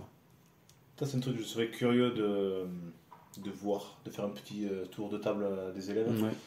et savoir qui a eu l'occasion de devoir mettre. Si, on a eu. Si, non, je te dis une connerie, si. J'ai eu un de mes gamins l'année dernière. Hein. Enfin, un de mes gamins. Un de nos jeunes, la section ado. Elle sort d'entraînement. Et donc, il est avec son téléphone, il attend sa mère, tu vois, avec son petit sac à dos. Il a son téléphone, il attend. Maman, je t'attends, je suis dehors, ok. Et deux petits lascars de son âge, tu vois, 14-15 ans, qui viennent pour essayer de le dépouiller. Il s'est pas laissé faire, il s'est mis en garde. Il a mis son téléphone dans sa poche, les deux autres lascars ont essayé de l'embrouiller, il a fait une parade, il en a mis une, les deux gamins ils sont partis. C'est génial. Voilà, en sortant d'entraînement, donc trop bien. Ah Donc ouais, le mec, grave. il s'est mis en position de garde. Ouais, je fais des Krav Maga, je sors du cours, laissez-moi tranquille, à parler un peu fort. Il met une parade, il en met une, les deux gamins ils sont barrés. Allez. Voilà, ça c'est l'exemple parfait quoi. Meilleur pivot de la Terre. Ah oui. Voilà, c'est ça. On n'a pas donné son nom, C'est mais on c'est partageait un autre- truc. voilà, tu c'est un vois, autre petit jeune de l'année Ouais, dernière ça, ou il y a c'est 2 ans. Ouais. Voilà. Mais Voilà. ça c'est génial. Et Non, du coup, mais t'as la ça- maman qui t'appelle juste derrière en disant il s'est passé ça, et je vous remercie. Il pain béni quoi. Non, mais Tant mieux, je tant mieux. trouve ça cool que grâce à ça, le gamin il ait gardé, enfin, il a Ouais. confiance en lui Mhm. et de pouvoir répondre justement. Ouais. Tu sais, qu'il perd pas son sang-froid et. Ouais, bien sûr. Et là, j'ai 2 sujets possibles. Allez. On va commencer sur ton avis sur différents petits thèmes. Ouais. Krav Maga Global, qu'est-ce que t'en penses? Est-ce que tu... C'est-à-dire. Alors, Krav Maga Global, c'est a priori une fédération de Krav Maga. Mhm. C'est Emmanuel Ayash qui la gère, Ok. qui est président. Mhm. Tu vois un peu ce que c'est, ces vidéos sur YouTube? Pas du tout. Alors, ce qu'il faut savoir, c'est que moi, je suis pas du tout dans le. Je regarde des vidéos, je suis pas dans. Je regarde des vidéos, je regarde des compètes. Non, moi, je fais mon sport parce que j'aime ça. Les autres, ils font ce qu'ils veulent, mais moi, voilà, tout ce qui se passe autour, pas que ça me passe à côté, mais. Ok. Est-ce que tu ressens un peu la guéguerre entre les fédérations? Oh. Le poids, ouais. Oui, parce que du coup, t'as le nez dans les. Bah oui, oui, et puis, moi, c'est T'as le concret, nez dans bah, les j'ai programmes, attaqué. t'as le nez dans les... Bah, j'ai attaqué avec la FEKM, je suis passé par la KMF, là aujourd'hui je suis FFKDA. Bon. Voilà, c'est des histoires de bannières, des histoires de fédés, c'est de la dommage. politique. C'est dommage. Bah, c'est comme partout. Oui, c'est Malheureusement, c'est comme partout. Après, nous, on n'est pas impacté. Bah nous, non, on parce va que à c'est- KMTA et on fait notre entraînement. Et Bien sûr, mais ça c'est après, ça c'est une fois Oui. que tu passes la ceinture noire, une fois que tu veux commencer à monter un peu plus haut, c'est là que tu te rends compte de certaines choses. Et puis, bon, après, ça c'est des histoires de fédés, pour certains aussi, et puis voilà quoi. Donc, Et donc, t'es pas trop vidéo YouTube, mais est-ce que t'as une bibliothèque de livres d'arts martiaux, de livres de combat, tout alors ça non, j'ai énormément de vidéos que certains de mes camarades m'ont donné. Donc bah, tu vois, j'ai depuis des années les DVD, mais sur l'ordinateur, les DVD de Richard Douillet qu'il avait fait à l'époque. T'as pas les DVD de René Château vidéo? Non. Comme un frère. Donc j'ai ça. Non, par contre, sur tout ce qui est vidéo et compagnie, il y a une série que j'ai bien aimée et je trouve ça très bien ce qu'il a fait pour démocratiser un petit peu plus. C'est Krav Maga Secret avec Yann Veil. J'ai trouvé ça très bien parce que il est propre, il est très technique et il met ça sur pas mal. Du coup, lui, c'est carrément fait son échelle du Krav Maga. Et tout ce qu'il balançait au départ, c'était que sur YouTube. Et je trouvais ça très cool. Donc ça, je regarde, j'aime bien. Bon, pareil, les trucs de Greg MMA, je regarde de temps en temps, je trouve ça rigolo. Mais non, après, je vais rechercher plutôt des vidéos techniques pour moi, pour me dire, ah bon, je vais reprendre des hauts gradés, je vais regarder ce qui se passait, je vais reprendre les programmes pour préparer mes cours, pour être vraiment impeccable sur la technique. Après, regarder comme tout le monde, parce que t'attends un pote ou un truc dans le genre, tu regardes vite fait en scrollant, oui, comme tout le monde, tu vois. Mais je vais pas passer mon temps là-dessus, quoi. Tu connais l'expression le meilleur des videurs, c'est celui qui n'a pas besoin de mettre des baffes. Fait ça, c'est... Je connaissais pas, mais Et le meilleur des combattants, c'est celui qui n'a pas besoin de se battre. ça, complètement. Donc ça, on en a discuté il y a quelques semaines chez Champion Podcast. Et tu vois ce que c'est KOTS? KOTS. King of the Streets. C'est pas le truc là qu'il a fait avec Brut là? Ils ont fait un épisode sur Brut C'est là? ça. Ouais, Les combattants, ouais, Ouais. j'ai vu les 3 reportages là-dessus. Hein. Ils sont chauds les mecs, ils sont chauds. Ils aiment ça. Hein. Ouais. Ils sont gourmands, ils sont gourmands. Ouais. Là on est sur le Fight Club, la vraie origine du Fight Club, tu vois. C'est... Ouais, Mais tu regardes d'autres. Enfin, tu t'intéresses un peu aux autres sports de combat? pas plus que ça. Non, t'es pas genre amateur de kick ou de MMA ou je sais pas. J'ai tellement pas de temps pour moi que entre mon boulot qui me prend de plus en plus de temps parce que j'ai pris les responsabilités, le sport, et encore j'ai réduit cette année parce que ma copine m'a fait comprendre aussi qu'elle aimerait bien avoir un peu de temps avec moi. Oh, les chiens, toi. Ouais, elle a complètement Elles raison, sont pénibles. complètement raison aussi, tu vois. C'est aussi d'avoir un peu de vie perso, mais comme je vous disais tout à l'heure, nous on n'est que des bénévoles. Donc non, et puis je suis pas un féru de regarder les trucs, les machins. Je regarde quand vraiment j'en ai besoin ou que je veux, mais je suis pas, tu vois, comme le mec qui regarde tous les samedis soirs le match de foot ou le match de rugby, qui suit son équipe, qui... Ouais, tu vas pas te lever à 5h du matin pour voir l'UFC de Moi, j'aime faire du sport, j'aime ma pratique, mais c'est pas pour autant que je vais regarder tout ce qui se passe sur cette pratique, autour de cette pratique, sur les écrans, quoi. Ouais. Alors, est-ce que tu peux quand même nous parler de personnalité du Krav Maga qui t'inspire? Bah, clairement, Frédéric Hardy. Mon prof, bah, clairement, il faut être raisonnable, il faut être honnête aussi. Hein. Je suis là aujourd'hui parce que Fred m'a pris sous son aile et m'a accompagné. Et je le remercie et je suis là aussi grâce à lui, tu vois. Des mecs, des hauts gradés, bah, c'était Jean-Pierre Demey. Jean-Pierre Demey qui était à Pau, donc ancien de la FEKM, qui a monté la KMF. Chardouillet, parce que ça reste grâce à lui aussi qu'en France on a cette pratique. Donc pour moi, ouais, c'est vraiment ces trois personnes qui. Ouais. Je sais que techniquement, si j'ai un truc, je me dis, bon, je vois déjà avec les trois. Et là, récemment, du coup, j'ai découvert via le club, Roscoe. Alexandre Roscoe, du coup, il est 5e dan, donc président de la fédération Espagne. Quel monstre, techniquement. Et puis humainement, tu vois, on a tiré ensemble. Il a pas arrêté de me prendre en démo avec lui là, lors du stage. Il est génial, il est humain, il est technique. Waouh. Ouais, c'était une belle rencontre. Tu as pu tourner avec plein de ceintures noires, de gradés avec les dames, etc. Est-ce que tu sens vraiment la différence entre je sais pas, un 4e dan et Alexandre Roscoe? Non, la question est mal posée. Ah. Tu devrais plutôt dire, est-ce que tu vois la différence entre un mec comme moi, genre un 2e dan, et un 4e dan? Oui, là tu vois clairement la différence. Il y a cette fameuse sagesse dont on parlait tout à l'heure, c'était du sport qui est vraiment présente. Le détail, le côté minutieux. Et puis tu as 7 ans de pratique en plus. Oui, c'est ça. Entre les écarts pour pouvoir passer tes dames sont proportionnels justement aux dames. Donc entre un mec qui va être ceinture noire 2e dan et un mec 4e dan, je crois il y a 7 ans, c'est ça? Entre la première et la deuxième, tu attends 2 ans, entre la deuxième et la troisième, tu attends 3 ans, entre la troisième et la quatrième, tu attends 4 ans, et ainsi de suite. Donc voilà, 7 ans de pratique, forcément ça se... Oui, et puis en général, plus tu montes, et là surtout quand on tombe sur des mecs comme ça, les mecs sont dans leur club, ils sont dans la fédé, directeur technique... Mais c'est des monstres. Pour le cliché, est-ce que l'écart entre une ceinture noire et une 5e dan, au niveau technique, est aussi important qu'une ceinture jaune et une ceinture noire? Ouais, presque. Ah ouais, quand même. Ouais. Moi, je le vois juste, tu vois, entre ma première dan et ma 2e dan, déjà, j'ai eu un déclic. Là, je vois, du coup, ça fait 3 ans que j'ai passé ma 2e dan. J'ai eu encore un autre déclic, techniquement.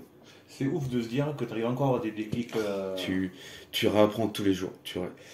Vraiment, en fait, la ceinture noire, la première dan, c'est grosso modo, tu viens juste, genre, t'as passé ton socle commun.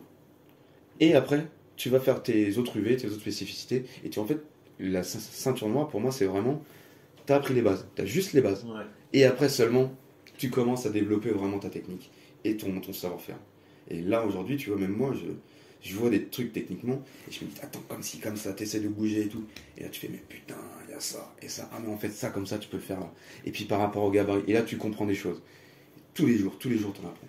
En fait, ouais, c'est vraiment partir à la ceinture noire où tu peux vraiment parler. Enfin, tu pratiques le Krav Maga quand t'as la ceinture noire. Non, tu fais quoi prendre? Tu la pratiques dès la première fois dans ton club. Mais techniquement, il y a vraiment un écart, il y a vraiment un saut qui se fait, techniquement. Moi, ce qui m'avait marqué chez Alexandre Roscoe, c'était, il me semble qu'il va voir des champions de JJB par exemple, et il va chercher la technique avec eux, ou il va s'entraîner avec eux pour choper une nouvelle technique. Non mais les mecs, ils ont, pour donner un exemple, Roscoe, il est 5e dan Krav, je crois qu'il a une ceinture violette ou ceinture noire en JJB, il a encore une autre ceinture à côté. Non mais les mecs, ce sont des sportifs de haut niveau. Ils pratiquent le sport du matin au soir sur différentes disciplines. Oui. Moi à côté, tu vois, moi, je fais rien. Je suis un passionné de mon sport. J'en fais 4 à 7 fois par semaine quand j'ai le temps. En ce moment, c'est plutôt 4 fois. À côté de ça, je bosse. Et ma pratique, je la dissocie entre transmettre et faire un peu de pratique. Il y a une différence, tu vois. Il y a être un professionnel du sport et être un amateur. Moi, je suis un amateur du sport, clairement. Je suis juste un amateur et un passionné. Et là, ça me fait penser à Stéphane Winder, donc un autre intervenant de stage. Qui avait un CV bon comme le bras. Con. Il a 6 ceintures noires. A priori, parce que bon, si je me trompe d'une, je suis désolé, mais sur la feuille que j'ai vue, 6 ceintures noires des différentes disciplines, sachant que bon, il est compétiteur. Ouais, c'est un combattant, il combat, il a dû combattre là ou il va combattre là. Exact, un pankido. Il a quoi? Il a la cinquantaine? Ouais, plus, il a 53 ans je crois. Ouais. C'est un monstre. Moi, ça m'a fait halluciner. Le mec, il est 50 biches passées et il continue à faire des championnats du monde. Et quand tu le vois sur le tatami, quand il fait le stage là, Ouais. c'est une douceur, il a une fluidité. Ouais, 53 B, il a une fluidité, j'ai pas vu ça. Bah, ça fait longtemps que j'ai pas vu ça quoi. T'as l'impression c'est un chamallow. Ouais, c'est vrai. Et t'as un impact. Voilà, Donc là, tu vois Ben, t'as un gros indice sur qui sont les prochains invités. Ou qui peuvent être... Alors, j'ai compris, tu veux qu'on refasse revenir des gens au club. alors Tu vois, c'est Fred, c'est le directeur technique. non mais il y a toute la partie stage, Mm. et il y a la partie podcast. Donc si on peut allier les deux, parce que concours de circonstances, ils acceptent, tant mieux. Ah oui, mêler, faire un stage avec le KMTA et derrière tu fais ton interview, de fou, mon gars. De fou. Mais il faut qu'ils soient un petit peu ouverts aux interviews. Et ils Ça, c'est ton peuvent... travail, mec. Hein. Et puis on peut prendre des Ça ira refus. On peut prendre des refus, ou sinon c'est une histoire de timing. C'est par exemple, en ce moment, je suis en contact avec plusieurs rugbywomen, que ça soit du 13, du 7, du 15. Et il y en a, elles n'ont pas besoin de nous parce qu'il y a déjà la télé. Il y en a, il n'y a pas du tout la télé, donc c'est un peu plus intéressant pour elles. Et Stéphane Winder, je sais pas s'il dira oui ou non, mais par contre, oui, effectivement, un jour, je vais lui... Alors, peut-être qu'il va écouter ton interview et... C'est un appel. Une nouveauté. Dédicace Stéphane parce que on a beaucoup apprécié le stage. Ah oui. Ouais, au top, vraiment top. Et voilà quoi, voilà, petite info. Passe un coup de téléphone à Fred, hein, il a ses contacts. Hein. Oui, puis je les ai aussi maintenant, et Alexandre Roscoe, peut-être que ça vaut le coup d'aller à Madrid. Si tu vas à Madrid, je t'accompagne. Mais t'es pas le seul, faut Ah, en refaire un parler. cours avec lui, en plus il nous avait invité à son club, si on passe là-bas. Ah, je suis trop chaud. Techniquement, c'est tellement un monstre. Le rendez-vous est pris. Hein. Donc ça, Allez. c'est des discussions qu'on peut Next. avoir. Je bifurque un peu. Ouais. Tu penses quoi des consoles, des maîtres self-défense TikTok, YouTube? Est-ce que c'est bonne ou mauvaise pub? Alors, je distingue les franc groppers qui sont, je pense, des vrais ambassadeurs des autres. Alors, on va revenir sur la question de tout à l'heure. Je suis pas TikTok, je suis pas tous ces trucs-là. Ouais, t'en as aucun en tête, t'as pas de... Donc j'imagine que ça doit être des mecs qui doivent faire des vidéos courtes en disant bah tiens j'essaie de faire une technique bidon et ça marche parce que c'est son pote qui sait se faire. Moi j'ai envie de te dire vas-y essaye la technique et puis tu vas voir de suite si c'est bien ou pas quoi. Mais donc vu que je suis pas très média, je peux pas te dire. Donc pas d'avis. Bah pas d'avis non, de toute façon comme d'habitude hein, c'est ceux qu'on parle le plus comment je le montre. Hein. C'est vrai. Bon, moi, à mon avis, c'est pas très bonne pub parce que du coup, ils discréditent un peu le travail, tu vois. Bah oui, mais bon, tu vois, c'est pour te donner un autre exemple, c'est pas parce que tu fais du cyclisme que forcément tu te dopes. Mais pourtant, tu dis cycliste, tu vas au dopage. C'est vrai. Voilà. Après, il y a des mecs qui ont quelque chose à transmettre. Donc moi, je le mets là-dedans, Frank Roper. S'il a quelque chose à transmettre, et quand c'est la partie musculation, ça m'intéresse pas trop. Parce que voilà. Mais la partie Penchak-Silat, Fred il l'a croisé et ils avaient des infos à s'échanger par exemple. Non, mais je pense que Frank Roper, c'est un vrai ambassadeur de la salle défense. C'est un mec qui essaie de parler. Tu pensais à d'autres, tu pensais à d'autres. Non. Quand on est d'accord, Frank Roper, je pense que c'est une bonne pub. Je pense qu'il maîtrise son sujet. Je pense que de ce dont il parle, c'est crédible. Mais j'ai d'autres images, je connais pas les noms, mais tu vois, j'en ai vu passer quelques-uns où il inventé des trucs. Ouais. Et il a un long CV aussi, Ropers. Enfin, il y a plusieurs ceintures noires, il me semble, mais plusieurs disciplines, mais on va peut-être passer sur d'autres questions. Ouais. Là, je m'étais noté les 7 principes du Krav Maga de Imi Lichtenfeld. Ouais. Est-ce que tu les connais par cœur? Non. Voilà. Moi, je suis honnête. Hein. Non, je ne connais pas par cœur. Est-ce que tu acceptes de commenter les principes, juste pour nous donner un point de vue de ceinture noire, quelqu'un qui est dans la discipline depuis... Donc, en Krav Maga, il y a des principes importants. Il y a une histoire déjà de la discipline, et il y a des principes qui ont été établis par le fondateur. Oui, c'est ça. Ok. Donc, le premier, c'est un principe de prévention assez général, éviter de se retrouver dans une situation dangereuse. Par exemple, si on fait de l'autostop, éviter les individus peu engageants, éviter de marcher tête baissée dans une rue sombre. Qu'est-ce que je te disais tout à l'heure? Ouais. Voilà. Tu évites les rues sombres. Non, mais c'est exactement ce qu'on disait tout à l'heure, tu vois, ça fait partie des principes du CRAV. Faire attention à son environnement et pas volontairement se mettre dans une situation complexe ou compliquée. Donc éviter C'est- l'alcoolémie éventuellement, ou éviter d'être dans une situation où tu es vulnérable, Non, peut-être. non. C'est éviter de se mettre volontairement dans une situation qui va te nuire. Alors pourquoi je te parle d'alcool? Parce que quand tu es sous alcool, tu es plus faible. Enfin, parce que rue sombre, tu me fais penser à un contexte de soirée. Contexte de soirée, tu me fais penser à l'alcool. C'est ton interprétation, attention. J'ai vu passer des photos sur le groupe du club où certains aiment bien l'apéro raisonnable, mais ils aiment bien l'apéro. Bah, chacun fait ce qu'il veut. Hein, Mais voilà, c'est un contexte où on s'affaiblit et où on est un peu plus vulnérable et peut-être que toi te tu l'évites. aussi, Ouais. tu t'enlèves les... tu sors de ta journée, t'es fatigué et compagnie, gros, c'est pareil. Hein. Ouais, T'es fatigué, t'es crevé, t'en as plein les pattes, tu viens de te prendre la gueule avec Bobonne à la maison. Et ben, tu vois, c'est exactement la même chose. Donc, premier principe, tu te mets pas dans une situation. T'essayes à tout prix de pas te mettre dans une situation compliquée. Ok. Deuxième principe, le Krav Maga est basé sur des réflexes naturels du corps humain. Tout à fait, on y travaille, on essaie de répéter. Donc il y a des mouvements qu'on fait naturellement. Et à partir du mouvement du premier temps, enfin comment dire, les profs, les instructeurs de Krav Maga, vous imaginez des enchaînements où vous avez vu que des spécialistes font des enchaînements efficaces. Et c'est ça que vous nous apprenez en gros. C'est ça, t'as tout le côté réflexe reptilien qu'on travaille.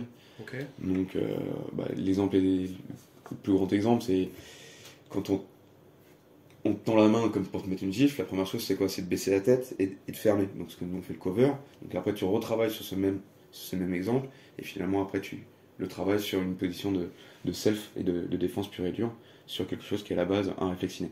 Ok. Est-ce que tu dirais simple, mais pas simpliste? Ah oui, non, mais clairement. C'est un mouvement simple. C'est un mouvement qui est naturel. Donc, c'est-à-dire que tu le fais tout seul. Donc, tu peux l'interpréter comme simple. Il n'est pas simpliste dans le sens où après, tu le travailles. Donc, il y a toujours aussi... c'est pas en faisant 1 heure de Krav Maga que non, tu sais faire du Krav Maga. Il faut le travailler, il faut le répéter. Ça reste une pratique. Et toute pratique, pour être efficace dedans, il faut bosser. Et alors, troisième principe, se défendre et attaquer par la voie la plus courte et depuis la position où l'on se trouve en privilégiant le minimum de prise de risque pour son entourage et pour soi-même. Ouais. Je suis en train de discuter avec toi, on est face à face. Là, sur ma gauche, j'ai Manon. Si Manon vient me mettre un coup de poing, je vais pas me tourner tout mon corps pour faire une parade de ma situation. Il va falloir que, pareil, sur un geste simple, que je fasse ma parade. Donc c'est un moment court, réactif, pour pouvoir faire une parade et essayer de faire une riposte en simultané, la plus appropriée, la plus courte possible. Ok. Quatrième principe, en fonction de la situation et selon le besoin, en fonction du danger que représente l'adversaire, essayer de décourager celui-ci en parlant. Vas-y, tranquille, tiens, tu veux juste mes clés, tu m'as dit. On détend, si on peut éviter le combat, on évite le combat au maximum, on sort un petit peu. On se pousse, non, tranquille. Faut éviter au maximum le combat.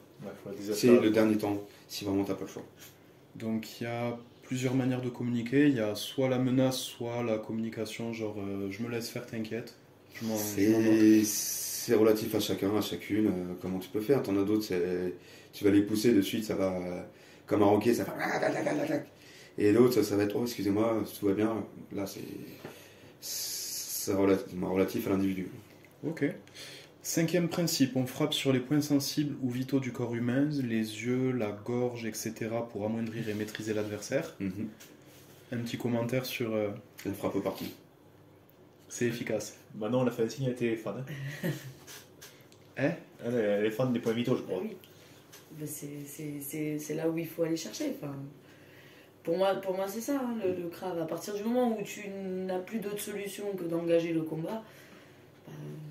Et puis là, Faut être le plus efficace possible. t'es pas sur un tatami, tu comptes pas les points. L'objectif, Ouais. c'est de te mettre en sécurité. Donc tu peux mettre un coup, C'est genre frappe au parti, ça déstabilise, tu te barres. Ouais, c'est vrai. Hop, combat terminé, t'as juste mis une frappe, le mec, c'est pas létal, bon, ça le fait même bien mal, et puis t'as réussi à te mettre en sécurité. Basta.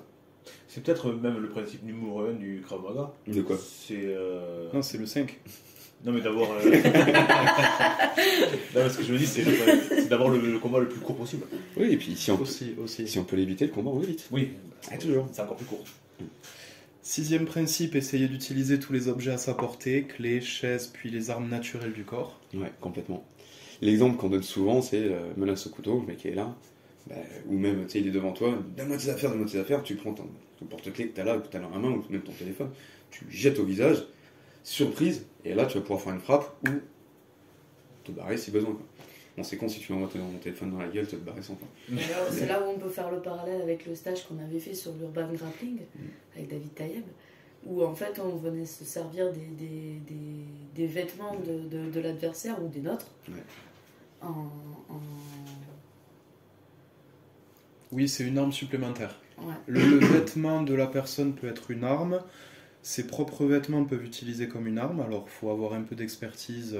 Et là, on avait... Un peu beaucoup, ouais, mais... Oui, c'est un travail. Les contrôles ouverts, c'est vraiment un gros travail. Mais c'est génial, parce que ça ouvre des perspectives. C'est génial. Et ça change nos vêtements. On va pas s'habiller pareil si on suit les Ouais. principes Ouais. de David. 7e principe le plus réaliste. En cas d'agression, pas de règles, aucune limitation sur le plan des techniques, pas d'interdit. Tous les coups sont permis. C'est ça. Si malheureusement tu dois aller à la castagne, tu vas à la castagne, quoi. Et puis l'objectif, hein, c'est soit lui, soit toi, donc faut que tu sortes de là, quoi. Et c'est ce qu'on souhaite à tous les adhérents du club, toutes les personnes qu'on connaît, Touche du bois. toutes les personnes avec qui notamment on crée du lien. Donc on a envie que ça se passe bien et on sait aussi des fois pourquoi on s'entraîne. Donc là on a vu les principes fondateurs du Krav. J'ai une question qui me taraude quand tu as évoqué le point numéro 6. Qui décide de faire évoluer le Krav? D'intégrer des modules, etc. Ça se fait tout seul, parce qu'en fait le Krav est une pratique qui est encore jeune, et elle évolue. Ouais, mais comme il n'y a pas de fédération unique. Non, c'est qu'à un moment donné, tu vois qu'une technique fonctionne plus ou moins, et tu améliores cette technique pour qu'elle soit vraiment bonne. Un truc tout con.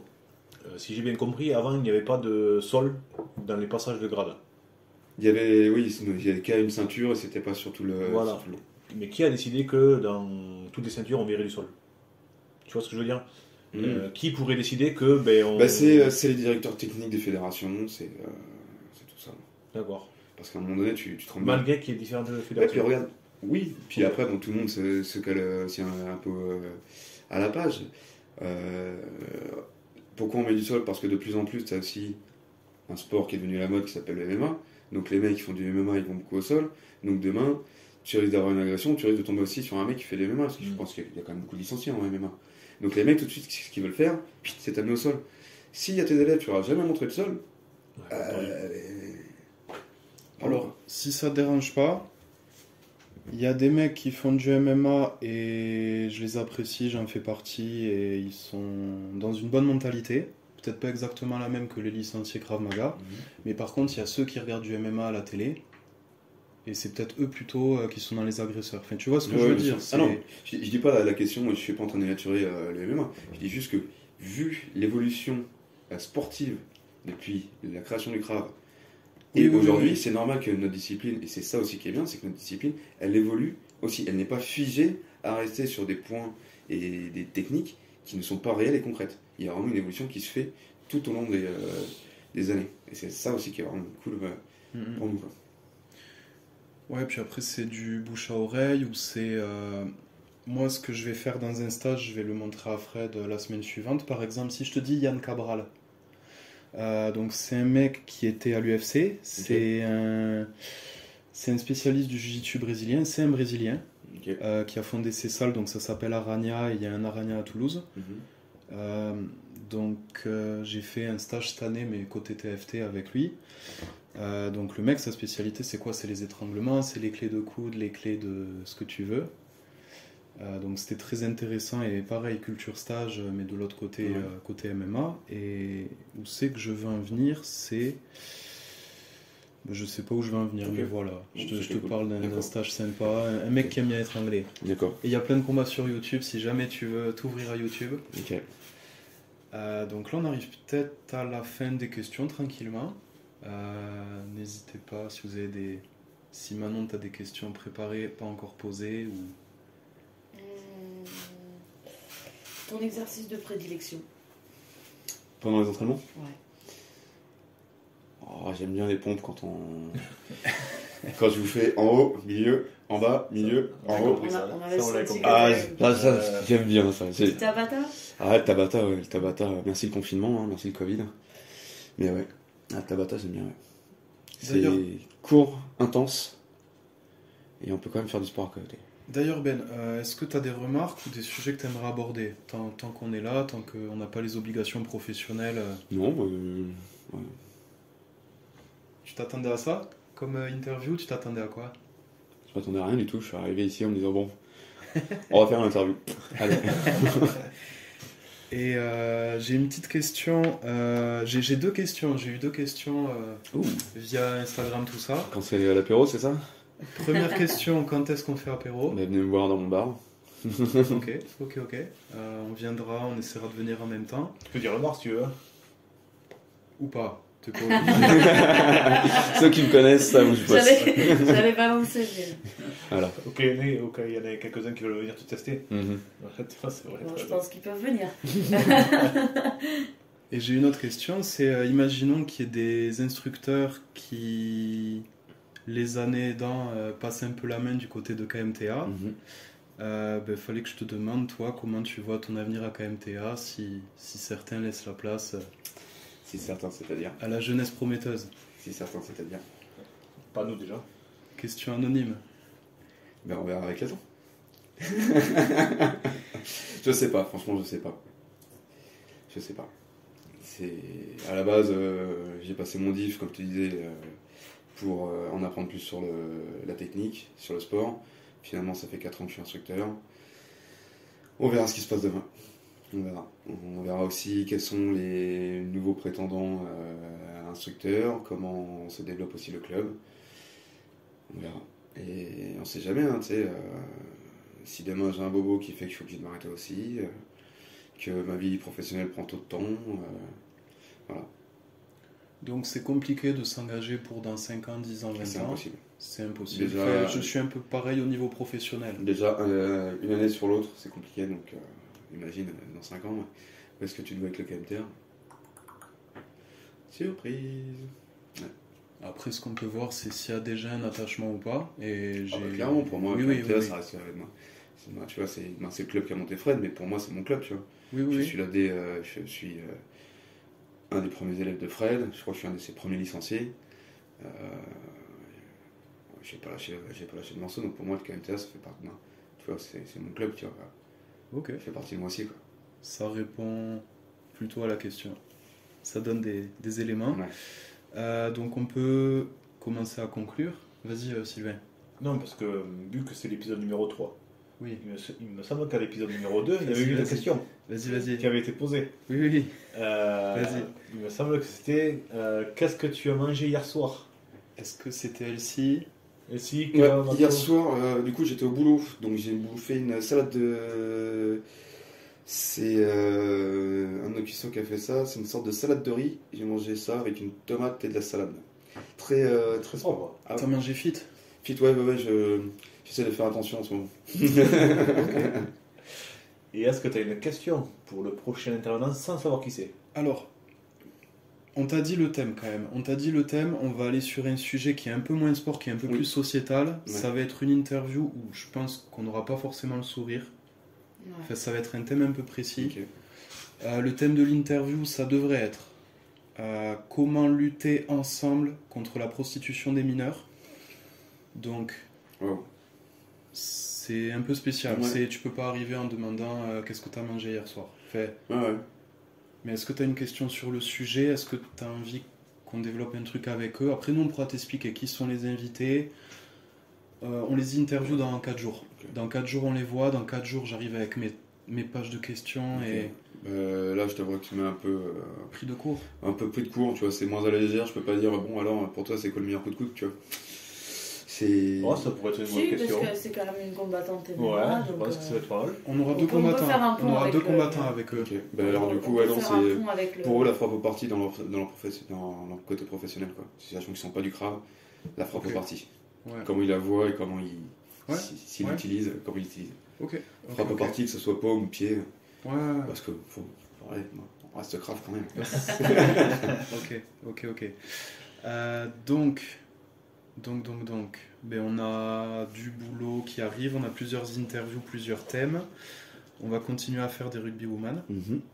On va continuer à communiquer sur Instagram parce qu'on y rigole, parce qu'on y discute, parce qu'on a des contacts sportifs notamment. Donc n'hésitez pas à mettre des likes, ça aide au référencement des vidéos, des invités, c'est aussi pour eux. N'hésitez pas à commenter. On en a besoin, les invités, si vous voulez qu'ils soient visibles sur YouTube, on en a besoin. N'hésitez pas à partager. Et on a déjà des partages qui font chaud au cœur. C'est-à-dire que quand on fait l'interview de Rugby Woman et qu'il y en a plusieurs qui disent allez voir parce que les copines elles ont dit ça, elles ont dit... Enfin voilà, il y a des histoires qui ressortent en fait. Et nous ce qu'on vit en fait c'est une aventure. C'est on rencontre des gens, on rencontre des filles, des mecs, des profils militaires, des profils craves, des profils des filles qui ont envie de faire du sport et tout le monde leur a dit non, le rugby c'est pas fait pour toi. Qu'est-ce qu'elles ont fait? Elles ont fait 20 ans de rugby et elles nous apprennent des trucs. Les forces de la nature. Comme Ben, quand on lui a dit le craft c'est pas pour toi. Oui, Finalement. point commun. D'ailleurs Ben, tu l'as vu l'interview sur Mario Morgan Oui, je l'ai traversé. et il paraît que t'as bien aimé. Oui, très bien. Et Si ouais. tu veux faire une dédicace. Force à elle, qu'elle continue et chapeau parce que elles sont courageuses et. Ouais, Donc- chapeau, juste chapeau quoi. Donc Morgan, Elle mériterait d'être beaucoup plus mise en lumière, vraiment beaucoup plus mise en lumière. Morgan, elle a des phases finales qui arrivent là. Merde, hein, comme on dit. Ok. Et Marion, il faut voir si elle revient dans le rugby, il faut voir comment elle revient dans le rugby. Et sa dernière expérience, c'était la transmission, c'était coach. C'est cool ça aussi. À explorer peut-être. Ouais, pourquoi pas. Mais après voilà, ça faut qu'elle ait l'envie, le temps, etc., etc. On va faire d'autres rugby woman. Ok. À 13, à 15, à 7. N'hésitez pas à donner de la visibilité aux championnes et aux champions qu'on invite. Faites-le pour eux. Alors nous, forcément, ça nous aide pour le podcast, mais n'hésitez pas à les rendre visibles dans le YouTube Game. On va vous partager un lien Hello Asso, donc si vous voulez nous aider à faire du podcast vidéo, on a besoin de vous et d'un peu de contribution. Mais nous, on prend zéro, vous inquiétez pas, et c'est pas le but. Prenez soin de vous. Un grand merci à Ben. Ouais, merci Un à vous. exercice Merci. pas toujours évident. Ouais, merci à vous trois pour l'invitation et pour cette Arigato, découverte. quoi. sensei. Ouais. Merci, au revoir.